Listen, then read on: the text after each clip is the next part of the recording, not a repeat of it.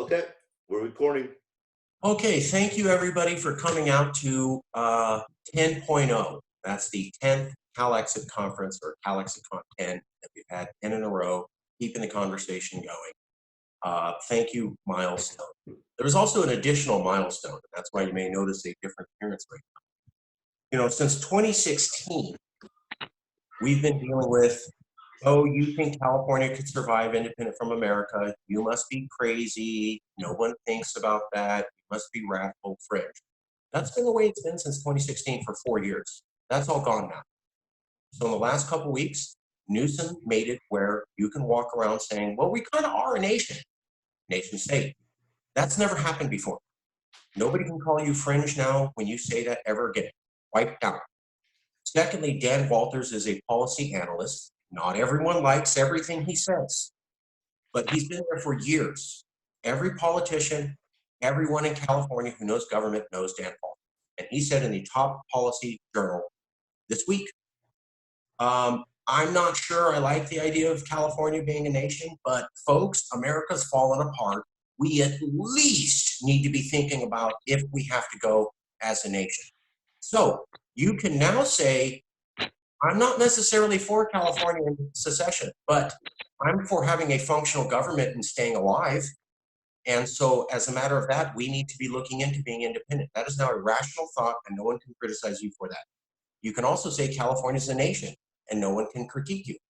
That's never happened, folks, the last 4 years. We have never, ever been able to say, well, of course you can say a nation, and serious policy scholars have publicly said we need to explore that idea. So you may not agree with me, but to me, having been in this for 12 years, massive sea change, gigantic, post this time, going forward, and pre in the movement. So I'd like to invite everybody. I'm doing a little Yes California contest. You can name the new epoch we're in. What is this, the post-Trump Walters era? You come up with a fancy name, it sticks. We'll announce it in West California and give you credit for naming the new era we're in. But let's get right to business. So CALEXIT 10, we're having two discussions today, two very important discussions. One is the new website, the California Independence Movement.org website. Originally, that was Daniel Costa's idea. I worked it out with him. We got it to a web designer, and now Hal Lohr has taken over ownership of the site. See Hal Lohr for access to the web pages. And Hal, I just got the webmaster to email you back, and he reset it up, and it was like I thought. He is doing SEO optimization for the site, and so it knocked off your access, so he restored it. So California Independence Movement.org, .net, see how blog post. It was made by a reporter. It's designed to get the news. It has already blown away many people. And the guy that runs it does web pages for sheriff's departments and other Department of Homeland Security officials. So that site will never be hacked. It has the top security, everything. It can never go down. It'll be brought back up within 5 minutes if it ever's down with all of the information. And the search engine optimization beyond anything any of us can do is happening right now on that site. We're going to talk about that and people's thoughts for how to edit that. Secondly, we're going to have a panel discussion on what is the best way for California to form a pact. Some people think go it alone. Some people think bring in every blue state. Some people think join with Canada. Some people think just Oregon and Washington. Some people think Oregon, Washington, and Nevada, but not Colorado. I don't know what to think. So we're going to have an intelligent debate. People are going to make their points. No one's going to interrupt them. And we're going to post this to the public so the public can discuss these things, as I've talked to many of you about. The fact is, there should be no need for a CALEXIT conference. There should already be Governor Newsom with policy experts having these discussions on video for the public to be informed and discuss it. They're not doing it.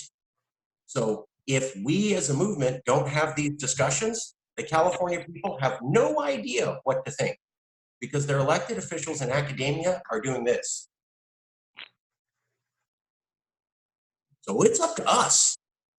We are going to inform people or they will not be informed. I'm not taking a stance. I have my own opinions. But what's more important to me is that your opinions get out. I'll stop there and turn it to Daniel. Daniel's going to lead us through the first panel on the site. Daniel? Who's that? Is that Shankar? Yes, that's Shankar. Okay. Well, the first panel basically is just it's all about the CIM site, California Independent Movement Mute. site. Shankar, mute. Shankar, can you hear? Okay. So yeah, so we're going to discuss the website. I believe you all had Marcus sent you all a link to it if you guys want to go there and look at it. It's basically right now it's got all the basics of the site, meaning it's structured in a way where each organization, Independent California, yes, California, all the organizations that the main organizations are on there. So when you click on it, it says something about the organization itself, and then you can click on the site and it'll go to the IC site, to the Yes California site, to whatever site there is. So it's pretty straightforward as it is now. The discussion, I suppose, that we need to have is what's missing on it, which I talked to Marcus and I was saying there's a few things, links, and how we organize them is what we have to talk about. But for example, it's missing a donate link or a join link or a eventually a store link, like if we want to sell for Hannah selling her hand sanitizer or t-shirts or whatever, it's missing that. So so the question is how do we structure it so it looks logical? And I also wanted to put some kind of link, just like a lot of websites have on the front page, where you can join, you can have put your email address for the newsletter. So anybody that writes any article within CIM, I know that Tim does a lot of writing. He does a California news every week. These kind of things where people can join and it gets sent out to them automatically. That way, they're always in the loop of what's happening with the movement. So those are the three main things. If anybody can think of anyone else, but I'm saying newsletter, donate, join, and a store button eventually. So if you guys can all get on there and look at what the I don't know if you guys are still on there or not, but what it looks like on there. Hey, Daniel? Yeah. Can we listen from Shankar real quick? I know Shankar's working today. He doesn't have a ton of time. I'd like to give him a few minutes. Everybody else has more time. So if we could hear from Shankar first, just because he has to work today. No problem. Marcus, thanks for that. But no worries. I got like maybe 30 minutes. I just have my boys today, but they got video games going, so it'll be hard to tear them away from that right now. So, hey, maybe if you could put a share screen up and someone maybe put the site up on this. I don't know if you want to do it that way but go ahead, Dan. Keep going, man. If you want to give me like maybe when we start making the round, start taking ideas from everybody. Maybe I can just go first, if you don't mind. Yeah, go first now, Shankar. Throw out your ideas on the website. So I don't want to have, I mean, Hal's got this thing. I don't want any more, responsibility on that, Hal. Sorry, buddy. It's Hal's deal. It's Hal's deal. But everybody gets to throw in their 2 cents. Everybody gets to put their 2 cents in. So how it's broken up on top, they have it separated by the org. So I would suggest, just a representative from each manage that section of the website and direct it to Hal saying, hey, this is what the content that I want to put up on there. And, and then here's a link to our website. I think if you separate it like that, that main page though, I think it's great the way it looks. I can't suggest anything else different. Maybe no, I don't want to put any headlines on there or anything up, even a petition drive or anything like that. I mean, if you want to, you can, of course, but the main crux of it, if we're all doing something that's cohesive, so you have all the organizations that are all in on it, yes, definitely put it up on that main page.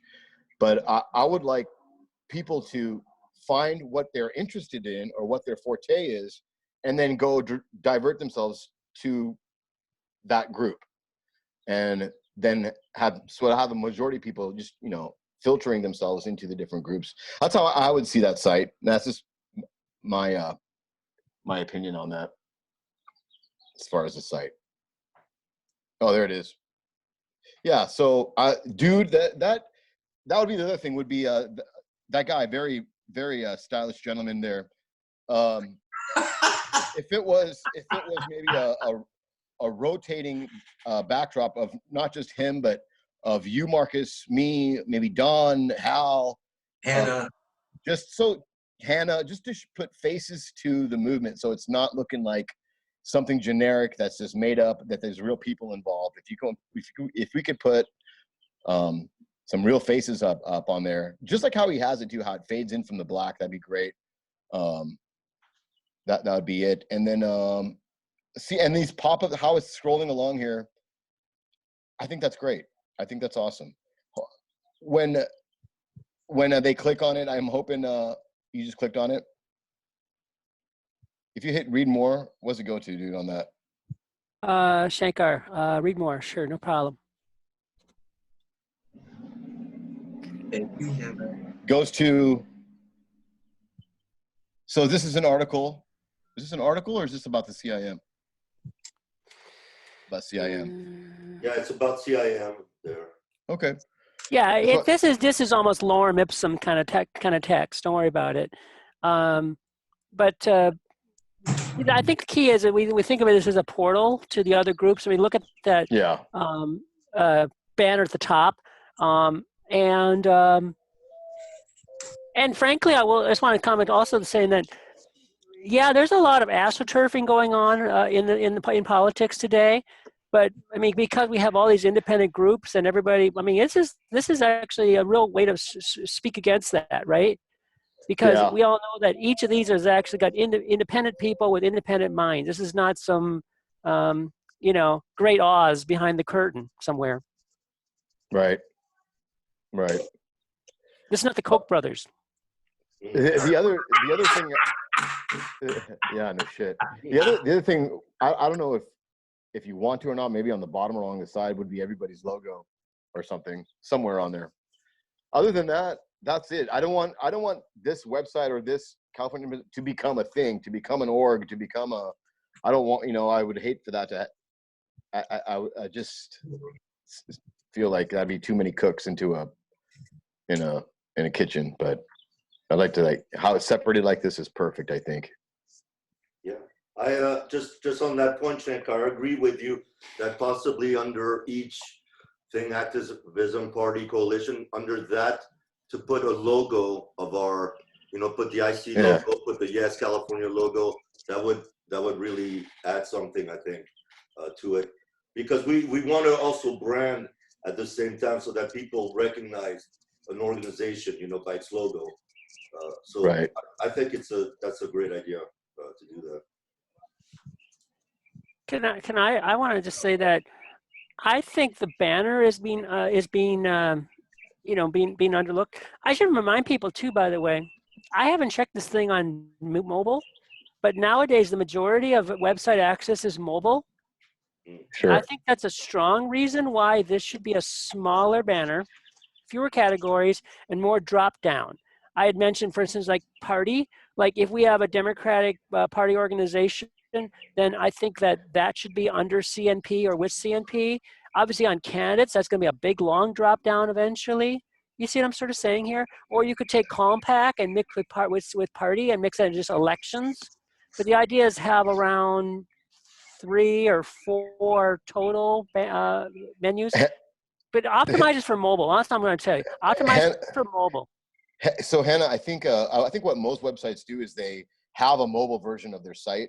It's on a separate, it's on the same server, I'm supposed, but most major orgs have like their main website, and then they have a mobile version. So if they're on a mobile phone and they click on it, it goes to the mobile website.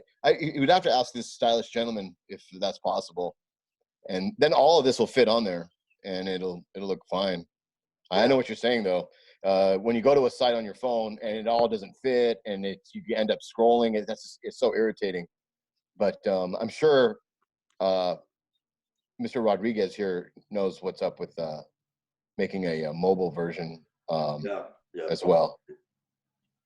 Probably, and actually, for me, I mean, I know you want to keep it as simple, but for me, they're still missing, you know, kind of a members donate site page for sure. Click on that top bar for sure, so that somebody can just go up there, go, okay, I want to donate, I want to join. That's a huge, important part of it. They can always go to each movement and join there if they want, but if they just want to join the CIM general movement, then they can, you know, they can put in their email address, or just like we do on IC, we have a donate. You can be a monthly donor, you can be a one-time donor, you know, and that way people can monthly give like $10, $20 or whatever, and that's for everything. Dan, real quick about the donate thing. So, I mean, are they donating to this website, or are they donating to the individual groups? Because we can't really ask for donations unless this thing is set up as a 501c3 or set up as one of those. I was thinking that the donation, this is a question for Hannah. We talked about that with Marcus. Can our donations go directly to your PAC, Hannah? Okay, I want to say this, that, yeah, I don't think there's any way, I think, first thing, I think this website should focus on presenting news. So I had suggested like I think there's like every time an organization blogs a post, for instance, on their site, I think that should be, that's how I want to use this page, is I want people to know that there's not just that you're looking at 2016 articles, but stuff that happened yesterday. Marcus is shaking his head, nodding his head. The other thing, as far as money, I think that should be kept as far away as possible from this, because you legally speaking, it's not possible to commingle all that money together. Maybe the C3s could do it, because obviously a donation. No, I'm sorry, take that back. There's no way. There's just no way. Yeah, no, you can't commingle. But I think that's going too far. That stuff, because we'll be up legal shit creek in a big hurry. In a big hurry. There's going to be. You can do a donation online, but it would have to be for one specific organization, and it must be a registered 501c3. So it has to have a tax ID number, everything else right there at the donation point. Exactly. And if it's a political action committee, there's actually issues there too. It is basically no way to do that. And I wouldn't encourage it anyways. I keep saying, because then we're going to have big arguments about where this money goes and who's in charge of it and blah, blah, blah. Yeah. And we've all been saying how this is a portal for the various groups, and emphasize we've got a broad focus. Let's try to have as little conflict as possible. But news and information is something that we can spread as much as possible, and that's great for. And if every organization, I also want to encourage every organization to start blogging stories on their own. Yeah, so that you create that. If there's something we can compete about, there's something to compete about. Activity, do stuff. Just Hannah, just to clarify, because I want to know really the PAC, but I was under the understanding that you actually had said that organizations like Independent California could donate to your PAC. It can't go the other way around, but that, for example... actually, you got it backwards. PAC money can go anywhere. So can, for example, Independent California wants to get to your PAC, can they do that legally? I don't think so, bro. They can't. No. So who can give to you? Just people can give to the PAC, or? Yeah, the PAC money is only. Maybe I should introduce a concept. Maybe it's from the Sierra Club. I don't know who uses it. It's termed soft money and hard money. Okay. If anyone, raise your hand if you've heard this phrase before. Anyone? Yeah. Yeah, good. Okay, so so soft money is money that has that's C3 money, basically, can only be used for charitable and religious and educational expenses. Okay, Mhm. so that's really strict. Then there's hard money, which is like member dues, direct donations so that's C4 money, basically. Money that you donate. It's not, and the key here is you don't get a tax deduction for it, but it's not taxed by the government. That's what makes hard money the case, okay? And then with political action committee money, it's basically money that the donor has said, I want it to go for politics, for influencing elections. But of course, as I've said, a PAC can do a lot of things in the name of improving its image, which could include sponsoring a conference or, so PACs are, and of course under California law, especially PACs have a very broad purpose. So in other words, if a PAC wanted to sponsor, say, a beach cleanup activity, Yeah. that would certainly be a good positive thing for give a good image, but it's not directly what the PAC's set up for. And if it did too much of that, obviously someone would come along and say, you're not using your PAC appropriately. When I say someone, I really mean the Secretary of State or even the Attorney General. So, but as a general, there's no way. Let's not talk about. Please stop talking about it. When people remember, there's also a question about commitment. This I assume is a portal for people who are not very committed to the movement, right? So Introduction. they're sort of finding out, hey, what's going on? What they want to know is the organizations, and they want to know that there's news, I think. Okay. So And video and all the rest that your media, that your shareable media that people are getting into. So how about having a news link on this side also, where everybody can post from any organization and link it back to their organization as well? Yeah, that's what I've suggested. There should be like a latest news link or something like that, or a latest blog news, post like a built combined into blog. each page. That's the blog posting. The blog, we don't have a blog post, do we? Right. Every page already has a blog. They just need to get access from Hal. There was a hiccup with the web designer. Hal has re-access to the page. See here on this bottom right, Yeah. see where I'm waving my cursor? That's what I mean by blog. And if you click on that, then you're going to get a blog story like this one. Okay. And so it could be an article. A blog could be an article as well. Yeah, maybe I can show you my personal one. What I mean by blog, so we all know what we're talking about. Yeah, callib.com, and there's mine. And if you see over here, it says recent posts. Each of these is an article. If you click here, then you can read the whole article. Okay. Okay. Do we have a link to Hannah's this website? Yeah, this is it's easy. It's callib.com. Can you see the upstairs here? It's CALI.com. I know, but shouldn't we should have that on the CIM also. It already's there. It's already there. Okay. It's already there. Okay. Yeah, man. All they do is just click on it off there, and it goes right to here. And I have some more stories, Hal. The latest issue of the Californian came out, and there's probably about 5 or 6 articles in there. I need to forward to you. But some of those are not written by California or by independent California people. Right. Mm-mm. There's a question mark, and I'm going to put this down here now so we can get the argument out of the way. Okay. Here we go. One of the things that I've already pretty much have in mind is we need to go to the organizations, and we need to have a gatekeeper in those organizations as to what articles they want to see posted. The problem here goes, especially in organizations that are broad-based with different opinions. What we don't want this site to become is this will completely negate what it's here for, is that this site becomes a battleground for individual organizations putting out, warring opinions. So we need to be a little cautious about, on that. But that's why Marcus put me here, is to be a gatekeeper, right? I mean, the logic goes, yes, we want it up to date.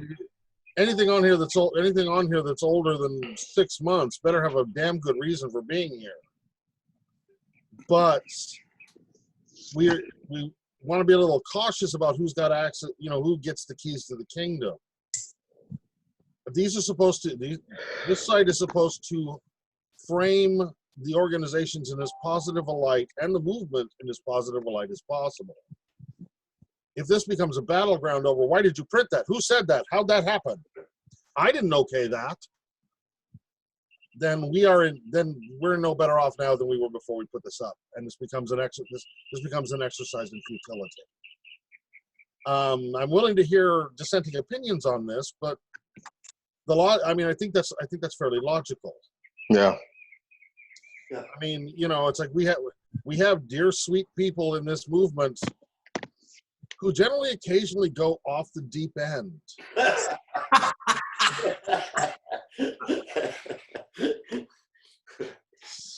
Sometimes, the phone calls and the conversations I have with people go, yeah, we can't control that person. No, I don't believe they said that either. If this page becomes a clearinghouse for that, we're in trouble, especially going into this phase. And Marcus? Yeah. Yes. I like the beard. Anyway. Oh, thank you. I did this partly, I wanted to just signify the history. Also, my stepdad is ex-military, and he hates CALEXIT, but I'll give him this. The old man was the first one to say you're a good speaker, and he goes, if you want people to pay attention, shave that beard. Now, maybe he was wrong, but I kind of love the fact that he was like, I'm military, I don't agree with you, but you're kind of my son. Shave that damn beard and get a haircut, I was like, oh. Yeah, it's true. Not going to make an argument there. So it'll work for him. Just it'll make him happy while he's sitting at home with my mom. Yeah, May I shift to recap? Oh, sure, Hal. So far on my list, we have look at a mobile version with more pull-down menus, donate, possibly with a donate button, but a question mark as to whether it will go to groups or packs, and get rid of the suit model, and make sure that the news is up to date. It's not get rid of the suit model, it's replace the suit model with actual members. But yeah.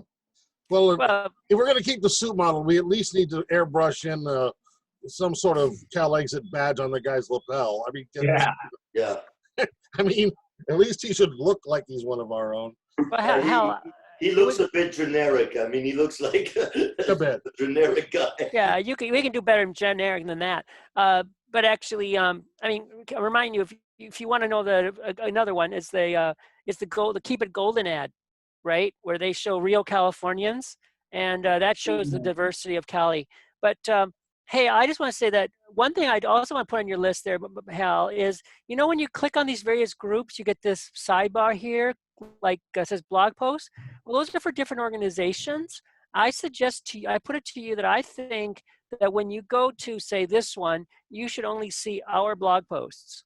That's a simple thing to do. And then you should have but I like the idea of having a generic one with all the blog posts put together, because that's basically how we're going to present our news and views. And Marcus, and I support Marcus's view too, that we want to reflect the diversity of opinion, because obviously, like especially over here in Party, there is going to be battles between different organizations because we've all got different programs, but that's actually healthy to show that we're united, but we're diverse, and there is no party line here. You want to unbucket the blogs, basically? I guess that's what you want to call it. I've got to write it down in an outline form. That's how I would unbucket. Yeah, well, right now, and I'm sure if we talk to Adrian about it, what he'd explain is all the blog posts, if they're all appearing in one location with the blurb of where they came from, they're probably basically all going to one location on the on the site itself. Right. Well, I'm just saying a sidebar should be different. It would require the establishment of separate blog sites, for each org that's put up into the top. Right. Yeah, I think that's right. I'm sure that's possible to do. Right. Whether it's efficacious or not, that's a question. I mean, I would look at that and say, if you want contrasting opinions, it's like put them all in one location. You want to contrast the opinions, you put them all in one location. Right. The other aspect of that is, I agree with you on this. That would be a very good thing to do, particularly if we get a reasonable amount of traffic. If we're getting a reasonable amount of traffic, I mean, it's like if we're getting posts in from CNP and Freedom Coalition and people are dropping stuff in here every couple of days, then by all means we're going to need to organize. We're going to need to be able to organize this. Well, I want to say I want to have both, basically. I like to have one spot for someone to click on and get all the posts together in one. And then, but when you go to an individual organization, I think the organization should only have information from itself. It's basically the old problem of, you know, companies don't like it if certain people advertise on under Google Ads. So they block different companies, you know what I mean? If you're a that's the same basic thing. You get more than one website manager has received complaints because some product was being advertised that they didn't was saying, yeah, I can't believe I saw this on your website. Okay. So I'm just saying that's what I mean by no. It's worthy. It's worthy. The question, the only question I would have on it would be, if someone wants individual blog posts and so forth, you can always go to their individual site. Right, Yeah. but then of course the question is, why do I have this sidebar at all? And maybe that's the answer. Just take the It's sidebar for other off. blogs, man. It's to give it. Well, at this point, it's basically to contrast and give people who are coming to this site the ability to see what's being said in the individual orgs. Right, Yeah. but I'm just saying you should put that in another up here in the banner that you click on, and that could be that can also be a on the splash page. I don't mind any of that kind of stuff. I think it's fine. All right, I think this is fine the way it is right I here. have no problem either way with it. well, it'll evolve, but Let me look at it. Yeah. If we have more look at- traffic, I can see what Hannah's talking about. But until Let's- then, let's look at it. okay. We'll look at it. If the traffic warrants it, then by all means. Because I can tell you that I'm living to the 23rd of May when I'm done with school for the year, and then I'm going to start writing like mad. Probably an article will come out every day. awesome. The other thing also, I don't know, and if you guys agree with it, like what Shankar, it's based on Shankar's thing, but under each of these things having our the logo of each organization. Basically, below each of the organizations, just have a logo of IC, of Yes, of whoever, of CNP. What do you guys think about that? Yeah, I Oh, like sure, that. That's Exactly what I was going to bring up. yeah, That that's would be small the change, least small beans. confusing. I don't know. That would be the least confusing. Just have 1, 2, 3, 4, 1, 2, 3, 4 logos. You click on the logo, and bam, that puts you right on their site. Yes? I mean, graphics and color to make the site exciting. Let me tell you something, folks. Yeah, graphic. I mean, 3 other organizations I'm working with, yeah. none of which are on this, none of which are ready to be on this, but when they are, they too are going to want a direct access where you can just click on the logo of that organization and bam, it takes you to their site. So why aren't we doing that now? Or are we doing that now? I'm not sure. Yeah, we're getting there. 4 logos, you click on the logo and bam, you're on the site for that organization. Well, okay. In my experience on this sort of thing, it's like this is going to be a combination of effort.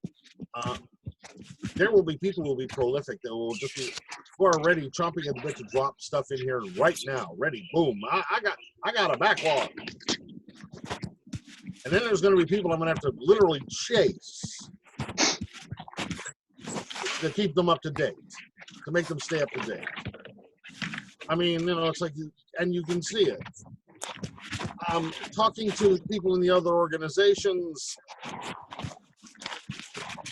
let's just say the headache was not as much fun as you'd think.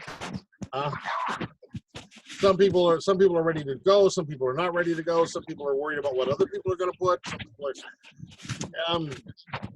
This is going to be getting this off the ground and making this look very unified is going to be a bit of a lift. You can do it, Hal.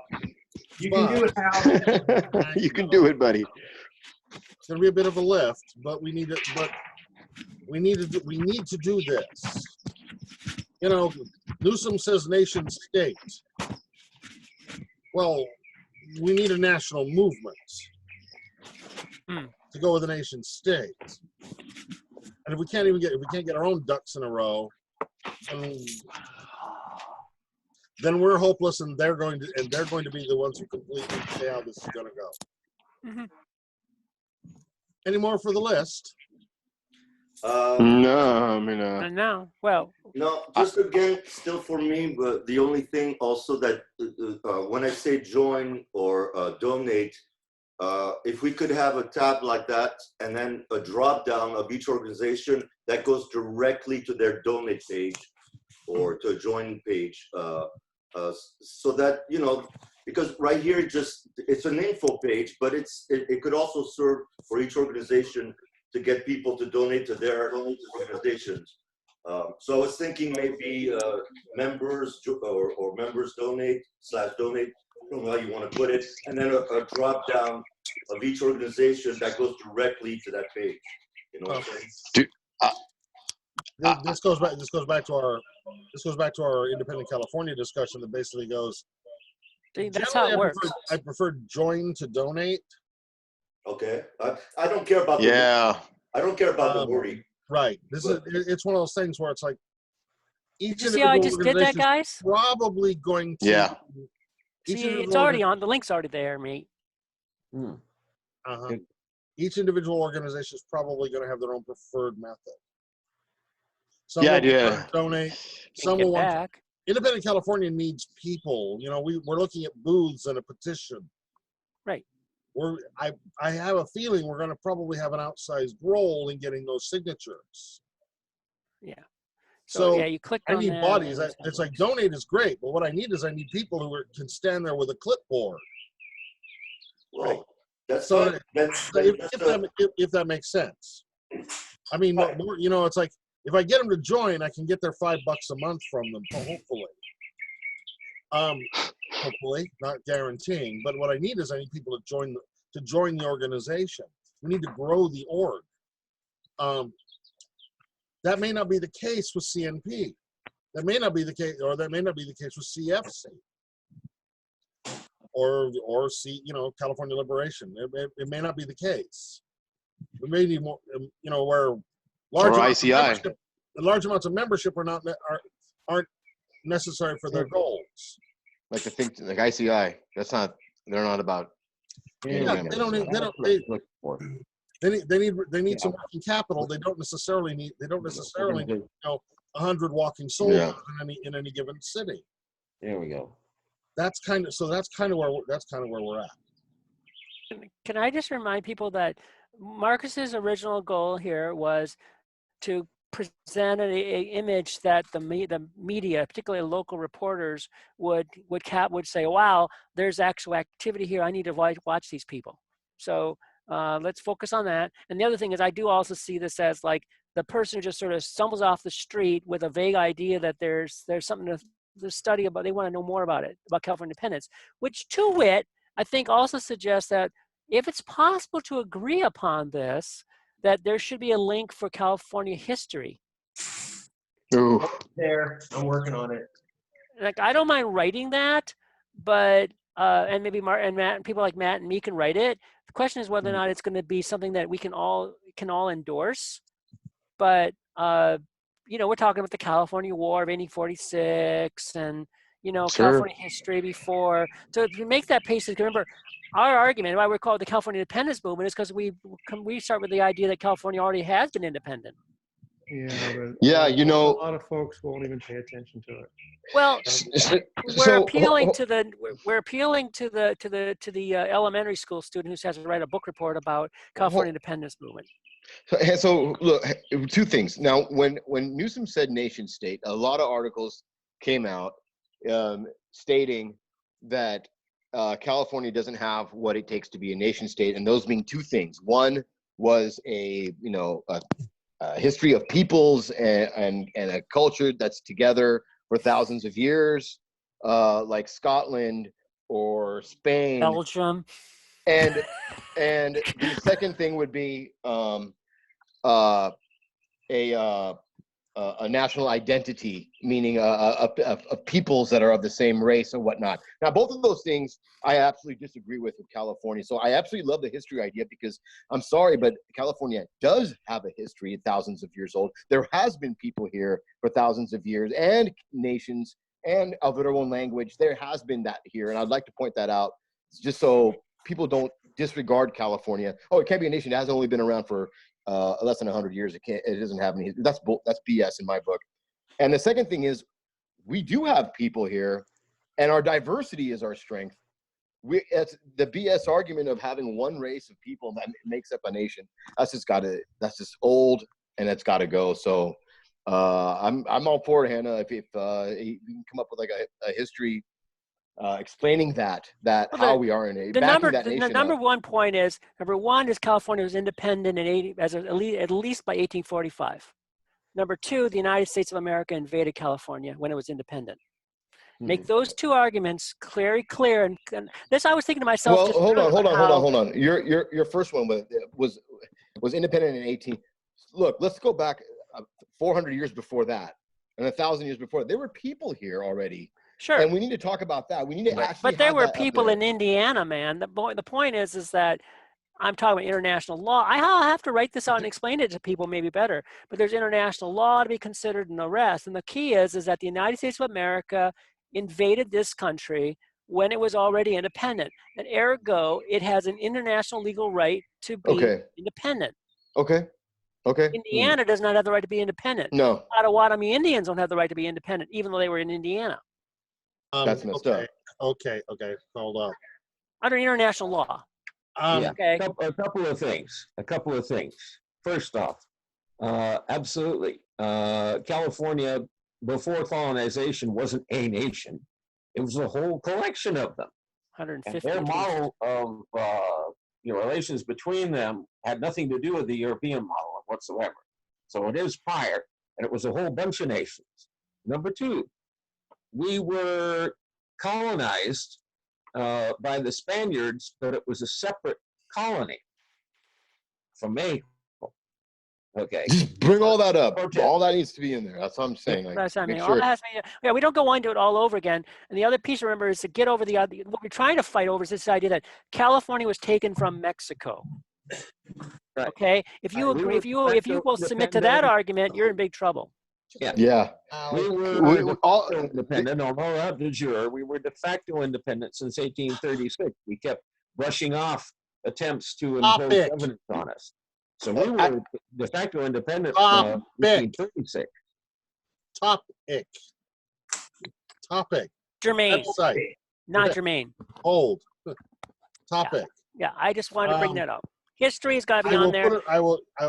It should be on there for discussion, and perhaps Marcus, there should be a website design group for future editions, because there seems to be some opinions. Well, I'm just Cal, can't you put it on the that could honestly. My turn. Hal's turn. It's Hal's turn. My turn. When you said we need a history thing on this, it's like my first reaction is as an overarch, as a clearinghouse page. What we need here is to keep it simple. We need to keep it simple. Now, I've looked at almost all these pages, and I can tell you there's a bit of history on each one. If you want to go find it, it's there. It's there. Go find it. If we get them that deep in, we got them already. What came to mind immediately when we said that is like, oh yeah, for kids coming here, it's like, so we're gonna have like a Che Guevara coloring book or something. I mean, it's like, what? No. For history standpoints, it's like, here's a good one. Let's get California independent, then we'll rewrite the fucking textbooks. See, guys, there's Wikipedia. We'll rewrite the textbooks. Your website needs to be as simple as possible. Yeah, Why you're we right. need You're to do right. this? I'm What's the thinking- benefit? Period. We Support have, us. That's we it. all Yeah, have, yeah. If they yeah, want we to do all the have history lesson, then they can go buy a history book.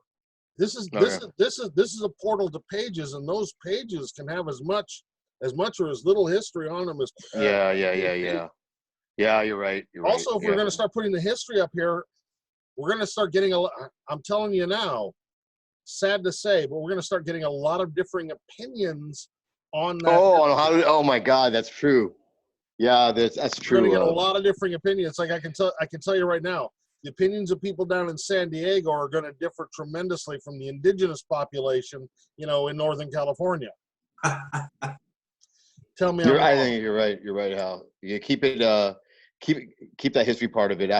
The only reason I brought it up was when Newsom did say nation state, it brought up I'm down with that. And if we want to put up, the red star flag somewhere on here, Yeah. and a sentence underneath it that says original red star flag 1836, raised over Monterey, boom, great.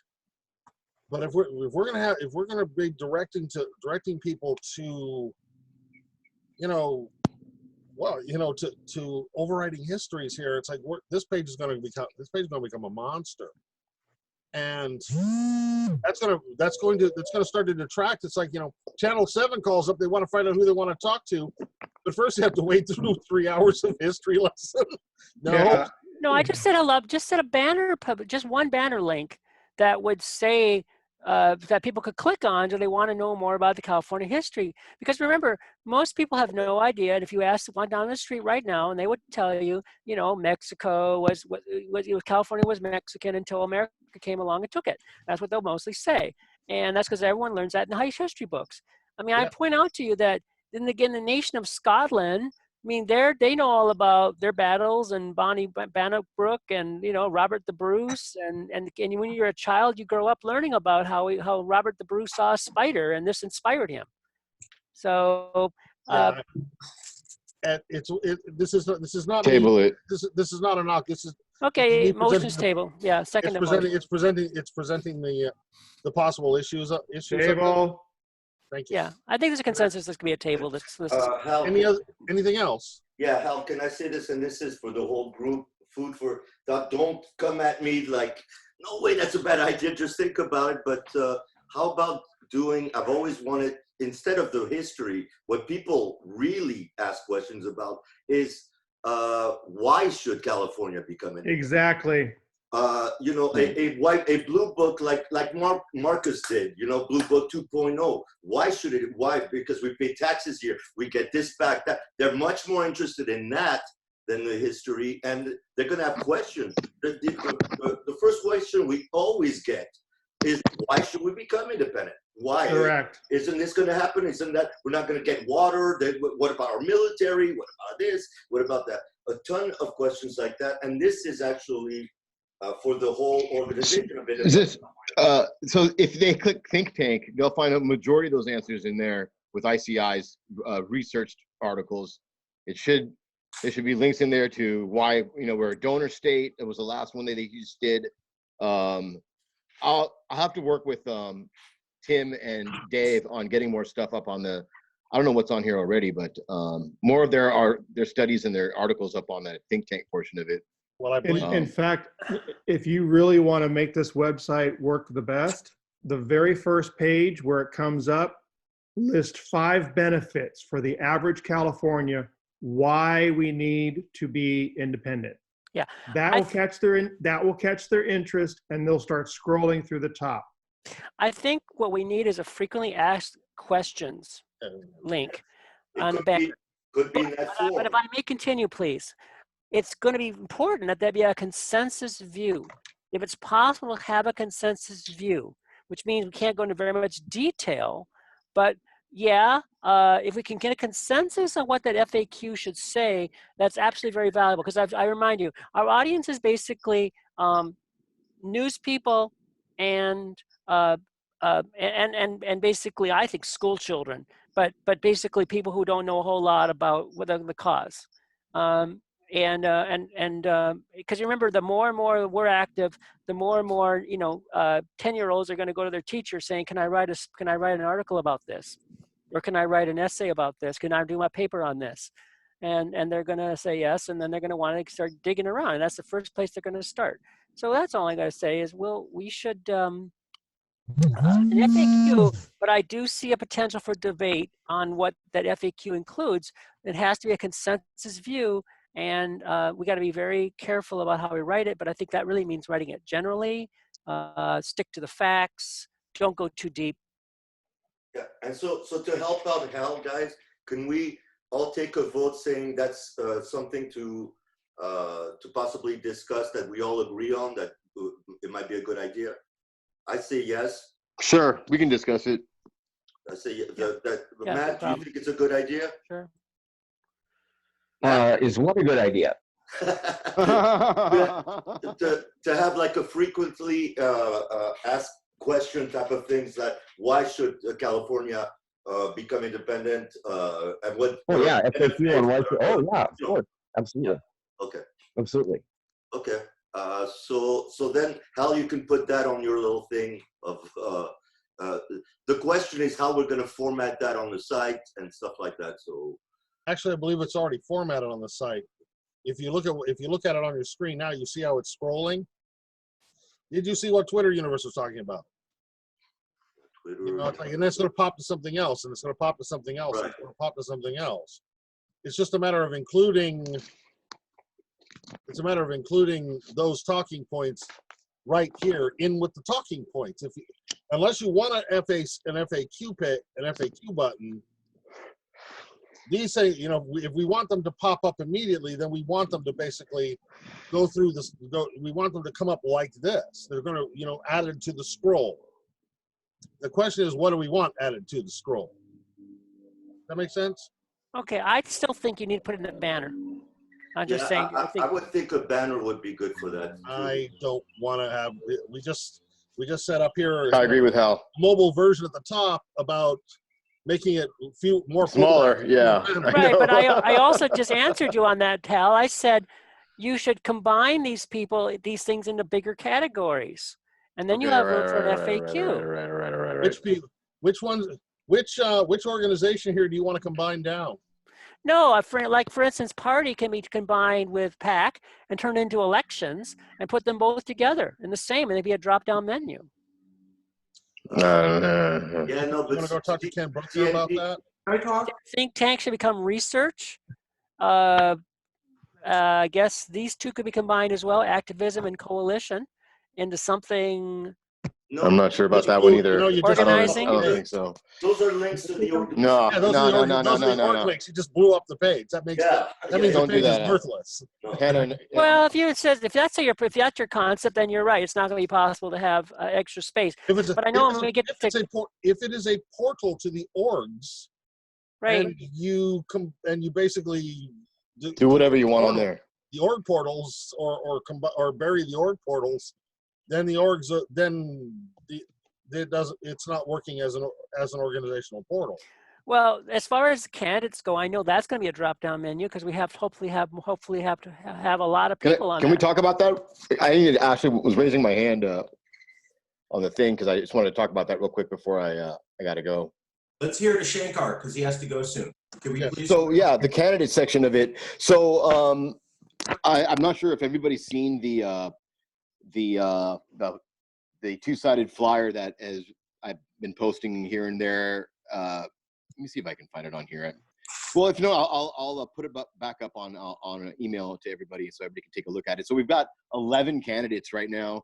It's all written up. It looks scary as all hell. I mean, if I was in anybody in political office in any city, county in California, and I got that on my doorknob of, a list of 11 candidates, their pictures, and it has their name, and then it has, Republican, or their name, Democrat, Independent, Green Party. I mean, you've got the whole span of political parties, what position they're running for in their city or county, and why they're doing it, and a short blurb on their history, like, Hal's from Long Beach. He's grew up in Long Beach.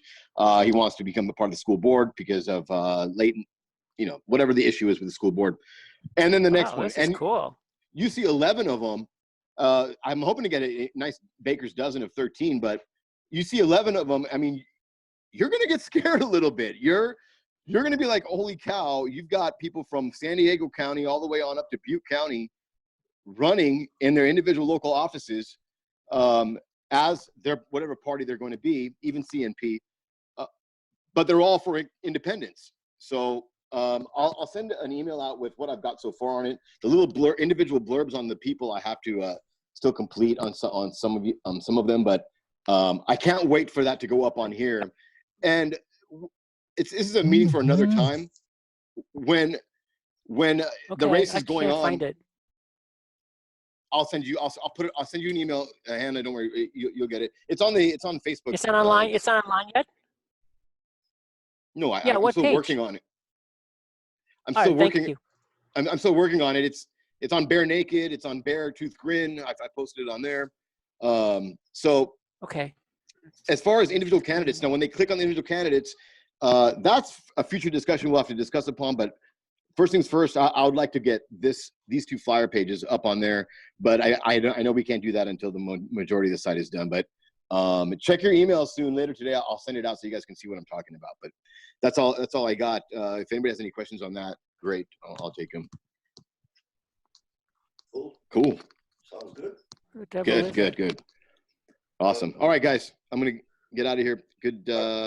Enjoy your Saturdays, guys, at home. Thank you, Shankar. See you. Hal, just a quick question. I suppose I could ask you personally, but do you have, as the administrator, do you have all statistics on the site, like clicks and things like that, like people that are clicking? Do you have access to that? I don't know yet. Okay. I have not had the chance to do as much deep dive into this as I'd like. Okay. We finally got all the access workout stuff like Thursday night, Friday morning. So I confess I'm still feeling my way around, getting used to what we can do here. Okay. I promise to try to get up to speed as quickly as possible. Okay. So, Marcus? I think it's like, actually it comes down to 120. It's 120. The last thing we discussed was possibly frequently asked questions, banners. I like the idea of, personally, I like the idea of having it in the scroll. So they're just, like I said, it's like they don't get a choice on whether they go look at it or not. It's just going to keep, boom, fifth largest economy in the world. Boom, boom, nation state, boom, boom, boom, boom. Coming in, rolling up into whoever's sitting there. The longer you sit there, the more of this is just getting fed down the pipe. It's an active feature, and it's an active feature of it. It's like if we wanted to, it's possible to talk to Adrian about the idea of, if there's a button there, if it pops up and someone clicks on it, you can do a deeper dive. I just think I like the scroll. I would never take out the scroll because it's interactive and stuff. But you got to remember that some people really don't have time and they want to go directly to frequently asked questions. I have a question. They're not going to wait to have the whole scroll go by. Especially the more we have. Well, it's a relatively simple scroll, and basically we should be able to change what's scrolling in and out fairly frequently. That would one way to help keep the website interesting. But one thing that my gut on this, and I can be overruled. My gut on this is we really do want to keep it as simple as possible, just as simple and straightforward as possible. No mysteries. No, this will help us. This will help us with people who are coming to seek us out, and it will help. It helps upstream and downstream. The people who are coming to seek us out will be hopefully easily able to transmit to where they want to go and what they want to see and what they want to get. And the people upstream, in the different organizations, won't be at my door with pitchforks and torches. I kind of like both scenarios, if you know what I'm saying. Yeah. I think Because I can tell you, it's like most here have some experience dealing with some of the personalities in this movement. I have newfound experience dealing with some of the personalities in this movement, and I have to tell you, interesting. Mhm. Yeah. But that's that Chinese curse too. May you live in Interesting times. Yes. So we have some interesting agendas and some interesting, interesting people who have interesting priorities. They're very fine people. They're very good people. Well, I Oh, think no, we've that's covered for this topic sure. really well. I think you've Oh, we have some very fine people. Ah! I think we've covered this topic well, and I think that I'm personally ready to log off this yeah, topic. I think Yeah, let's move on. it's okay. I think we've covered it. I think we covered this well, and you got some good starting ideas for how to deal with. Can we move on to another topic, Marcus? Yeah. Daniel, I want to move on to the PACT debate. Let me say one last thing about the website real quick. I don't have any opinions on the site. I don't want to be involved. See how. I will tell you a couple facts. Number one, the page can be re-edited and designed. You have 60 minutes a month. Hal has a direct contact to Adrian Rodriguez, the web designer, and he can make modifications. So that's always available. You guys debate. Don't involve me. Go see Hal, have a topic, go. Because the website is, and this is the big point, you can do whatever you want, but I'm telling you, Adrian Rodriguez was a reporter. I went to him because he's a journalist. I said, Adrian, I want a website that reporters go, oh my God. You start ripping things off, you undid the whole point. So it looks good, it'll impress reporters. He's doing SEO optimization now. That site's going to be the best website of any California independence group out there, period. However, all it's going to do is bring more people to your site. It helps you grow. That's why it's got that basic info. Now, here's the thing, though. Recently, there was an article talking about CNP. And then there was a reporter who called me about CFC wanting to talk to Dave Gregory. No one has cared about any other organization except for Yes California before 2 weeks ago. So reporters are looking for other orgs. If those orgs, you don't put interesting things on your page, they aren't going to call you.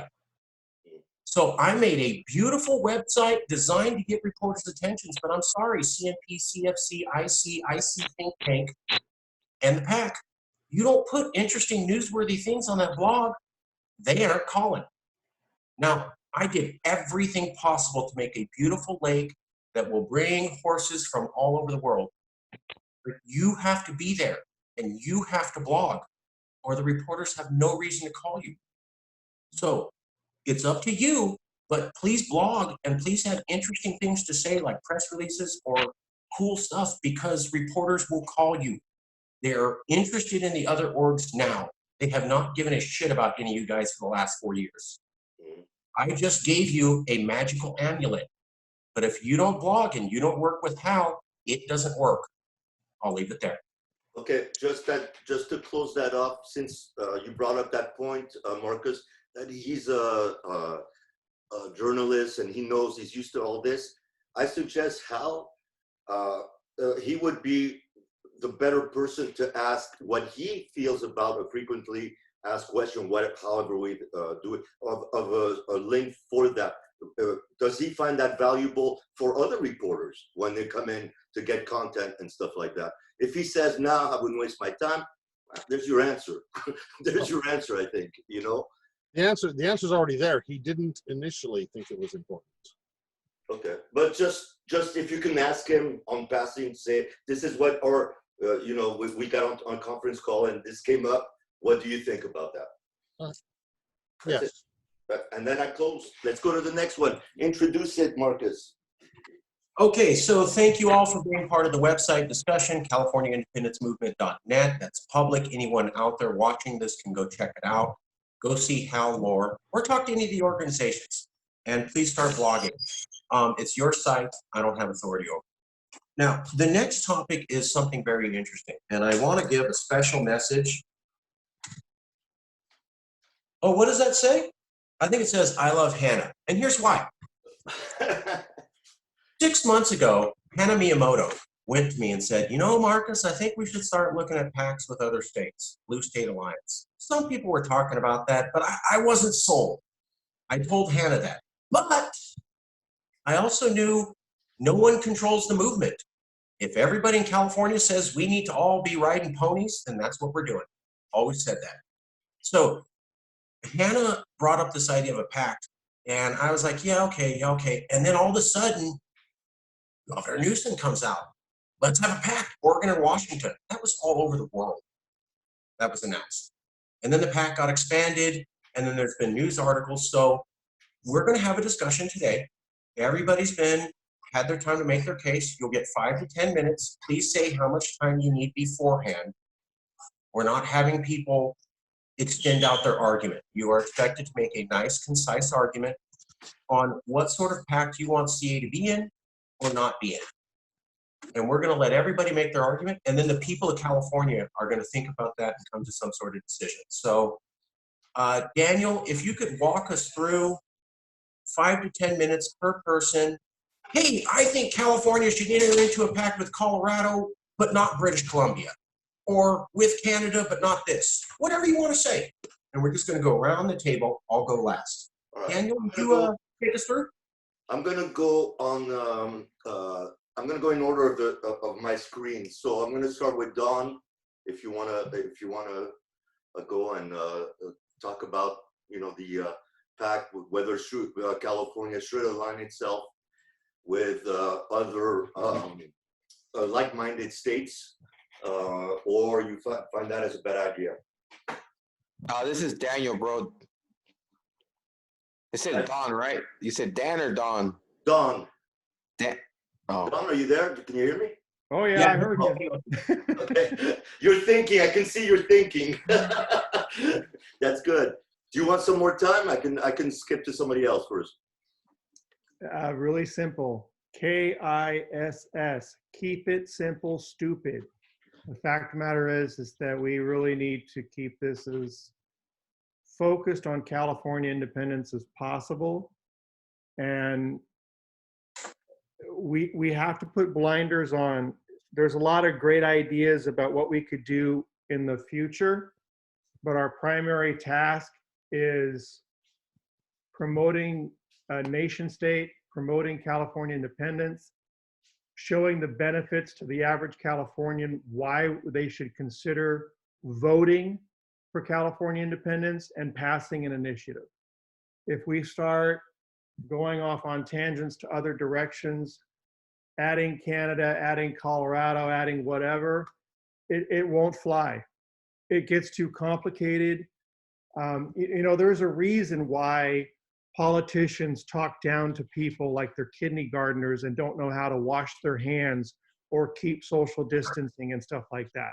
Because technically, they understand if they don't keep it simple, people will just go off on a tangent and do their own thing and think about this and think about that.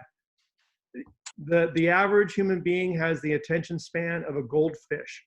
And we have to understand that the very first thing that comes up on the website is the 5 benefits for California independence, that they can say, oh, I saw the 5 benefits, and this is why we should do it. And they're posting that up on Facebook. If they see Oregon and Washington and, oh, let's take British Columbia with us and let's take Baja and stuff like that, that kind of stuff is way in the future. We're talking a decade away. The next 10 days, what can I say? 5 things that can promote California independence that we can spread it out like it's COVID, right? Because one person gets COVID, they may not have symptoms, but they infect 50 people. That's how we have to think. And we have to keep those blinders on. Keep it simple, stupid. If you don't, It's a losing proposition from get-go. We can talk about pacts and stuff like that on the side because we already have some kind of interstate cooperation between the 3 states already, but that's not nation state. That's not California independence. It's the other stuff that's unimportant at this time. That's my opinion. Cool. Okay. Great. Thanks, Don. Well said. I'm going to follow because I'm next on the screen, and I'm going to follow up with Don because he basically said what I believe totally. I think it's a great idea for the future, but now we have to focus on California. For God's sake, we can't even agree within 5 organizations on things. Do you think if we put in Colorado, Canada, and stuff like that, it brings up a whole other thing where nobody's going to agree at all? So if we can get California, if we can get ourselves to agree with each other, and then Californians to agree with themselves, then that's what we need to focus on. The future for me will be a natural progression of things. Other states will see that it's possible if they want to do it, and we don't necessarily have to have a pact. We can just be aligned, have trade agreements. We can be on a friendly term with those. We don't necessarily have to become, one other nation again, a smaller nation, which is basically what we're trying to get away from. And I'm afraid we could go back into that again, if more states come on to that. So for me, that's way down the line. We've all thought of it, as a general thing that could happen. But for now, we shouldn't even be distracted with that thought or distract other Californians with it. So stay on message. And I agree with Don. That's my opinion exactly. So that being said, Hannah is next on the. Whoa! Hold on. Daniel Garcia, then Hannah. I was going in order on my screen, but I don't. Oh, I'm sorry. Never mind. Hannah. So Hannah happens to be the next one. Okay, I'm sorry. Screen. So take it over, Hannah. Okay. I want to preface by reminding people that I highly encourage people to read history as much as possible, because it's the only guidance we really have is history. And also we have to remember world leaders are going to follow history as well. So past is prologue, it's past is the guide. And when we look at history, what we learn is, first thing is that nations are formed through rather organic processes. Number one, right? They're basically built around personal identity with that thing. Sometimes, though, I give you Belgium, 1815, was a country that was created out of nothing because of the fact that, that the Belgian identity, okay, people for hundreds of years had seen themselves as Flemish or Wallonian or something like that, but they had never, the great powers of the world, Britain, specifically Britain and Prussia and Russia, I think collectively, decided there should be a Belgium. If you want to know specifically why, it's because they didn't think Flanders should be part of France. So for their own personal reasons. So what I'm trying to say is that these are circumstances that we're not going to be able to control. I think the first thing we got to remember that is we don't control the future. We are in a world that is surrounded by, I don't know why you're laughing, Don. To me, it's very serious. We don't control the world. No, somebody sent me a funny message. Oh, I apologize. We don't control the world. We don't know what future events are be. We certainly didn't create the COVID virus, and we didn't create this disaster. We didn't put Donald Trump in office. So we didn't create the circumstances in which we're leading towards California independence. So my thing is it's going to be an organic process. But one thing history does tell us is the bigger your state, the more likely it is to survive the tussles of politics and even war. If you look at the smallest states in the world, the only reason they're there, San Marino, Liechtenstein, Andorra, Monaco, Luxembourg, they only are there because of great powers agreeing that they should exist. So on the hand, if you look at big countries, you find out like Russia, United States of America, they're there because they're so big that no other country can overwhelm them. So this is why I think that a nation that has about at least 1/3 of the power of the United States of America is going to be safe, no matter what happens in the United States of America. But so you can see, I'm not really making an argument. I'm making an argument based on power, and making an argument on identity. But I will say in the end is it's absolutely vital that sooner than, right now should be the time when we should all be working towards getting our local residents to identify as Californians, and particularly not identifying so much as an American. That video I showed you with California High-Speed Rail Association, right? It said California and compared us to the United States and said we're the leader of the nation, right? What nation is that? And they showed red, white, and blue flags and stuff like that. And the fact is that come July 4, we're like 3 months from now, 2 months from now, and I'm sure that you'll still see people, if we're allowed to, having 4th of July parades in every city in California. We're going to wave waving the American flag, and there's going to be a talk about our soldiers and on and on and on. That's not irrelevant. I think people should realize that's not irrelevant. But that's why I also think like Mark is sort of suggesting that, but people are tumbling to the idea that California independence is a necessity. Maybe I'll close with reminding you, look at the history of the United States of America, right? History of the United States of America is a bunch of people who used to think of themselves as British subjects in the colonies. And it all happened in 1773 with the Boston Massacre, with arguments between Great Britain and the British colonists in the United States. Even as late as 1775, 1776, even the people there was a great amount of discussion. So anyways, the point was that the identity as Americans was subtle and came in slowly. One thing to say is that the people of the United States never identified really as members of their state or whatever government they were in, whether they were in the Massachusetts Bay Colony, whether they were in the Commonwealth of Pennsylvania, whether they were, whatever New York was. So they identified as British colonists in North America. And that was the reason why, I will close it. Remember, read the Declaration of Independence of the United States. It's saying the king, we are rebelling against the king because the king has denied our rights as what? British subjects. So, and ultimately that's where we kind of go around full circle to the idea that California independence has to begin with the idea of what America is about. And if America's not doing that, then that's our right to become independent. When somebody says, why do you want to be independent? The simple answer is because I want to be an American, or what I think an American should be, and what isn't possible anymore. Okay. Insane. Thank you, Hannah. Hal, you're next on my video screen, so you go. What were we talking about?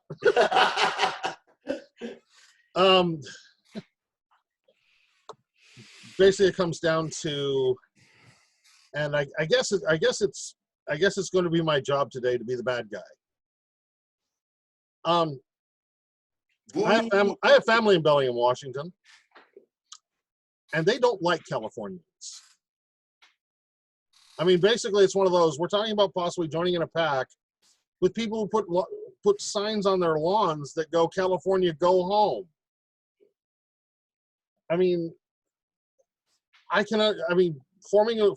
Later on when we're an independent country of our own, forming a confederation with these guys or some sort of Pacific Union or what have you, I would personally leave that to greater minds than mine. It's like there are some places where and some topics here where I am not arrogant enough to punch above my weight class on these. It's like, we have a big enough lift to get California independence. I mean, it's gonna take huge. The other end of that goes, I don't remember seeing a Colorado independence movement. Is there one? New Mexico? Is there Arizona? Some, I guess, but they want to be a Republican right-wing state. They're definitely, I don't think they'd be interested in being part of us. It comes down to they're working with other groups and so forth are terrific. That's great. I mean, for fellowship and for future plans and so forth, it's good. But I agree with Don on this one. It's like, focus on the task at hand. Just focus on the task at hand.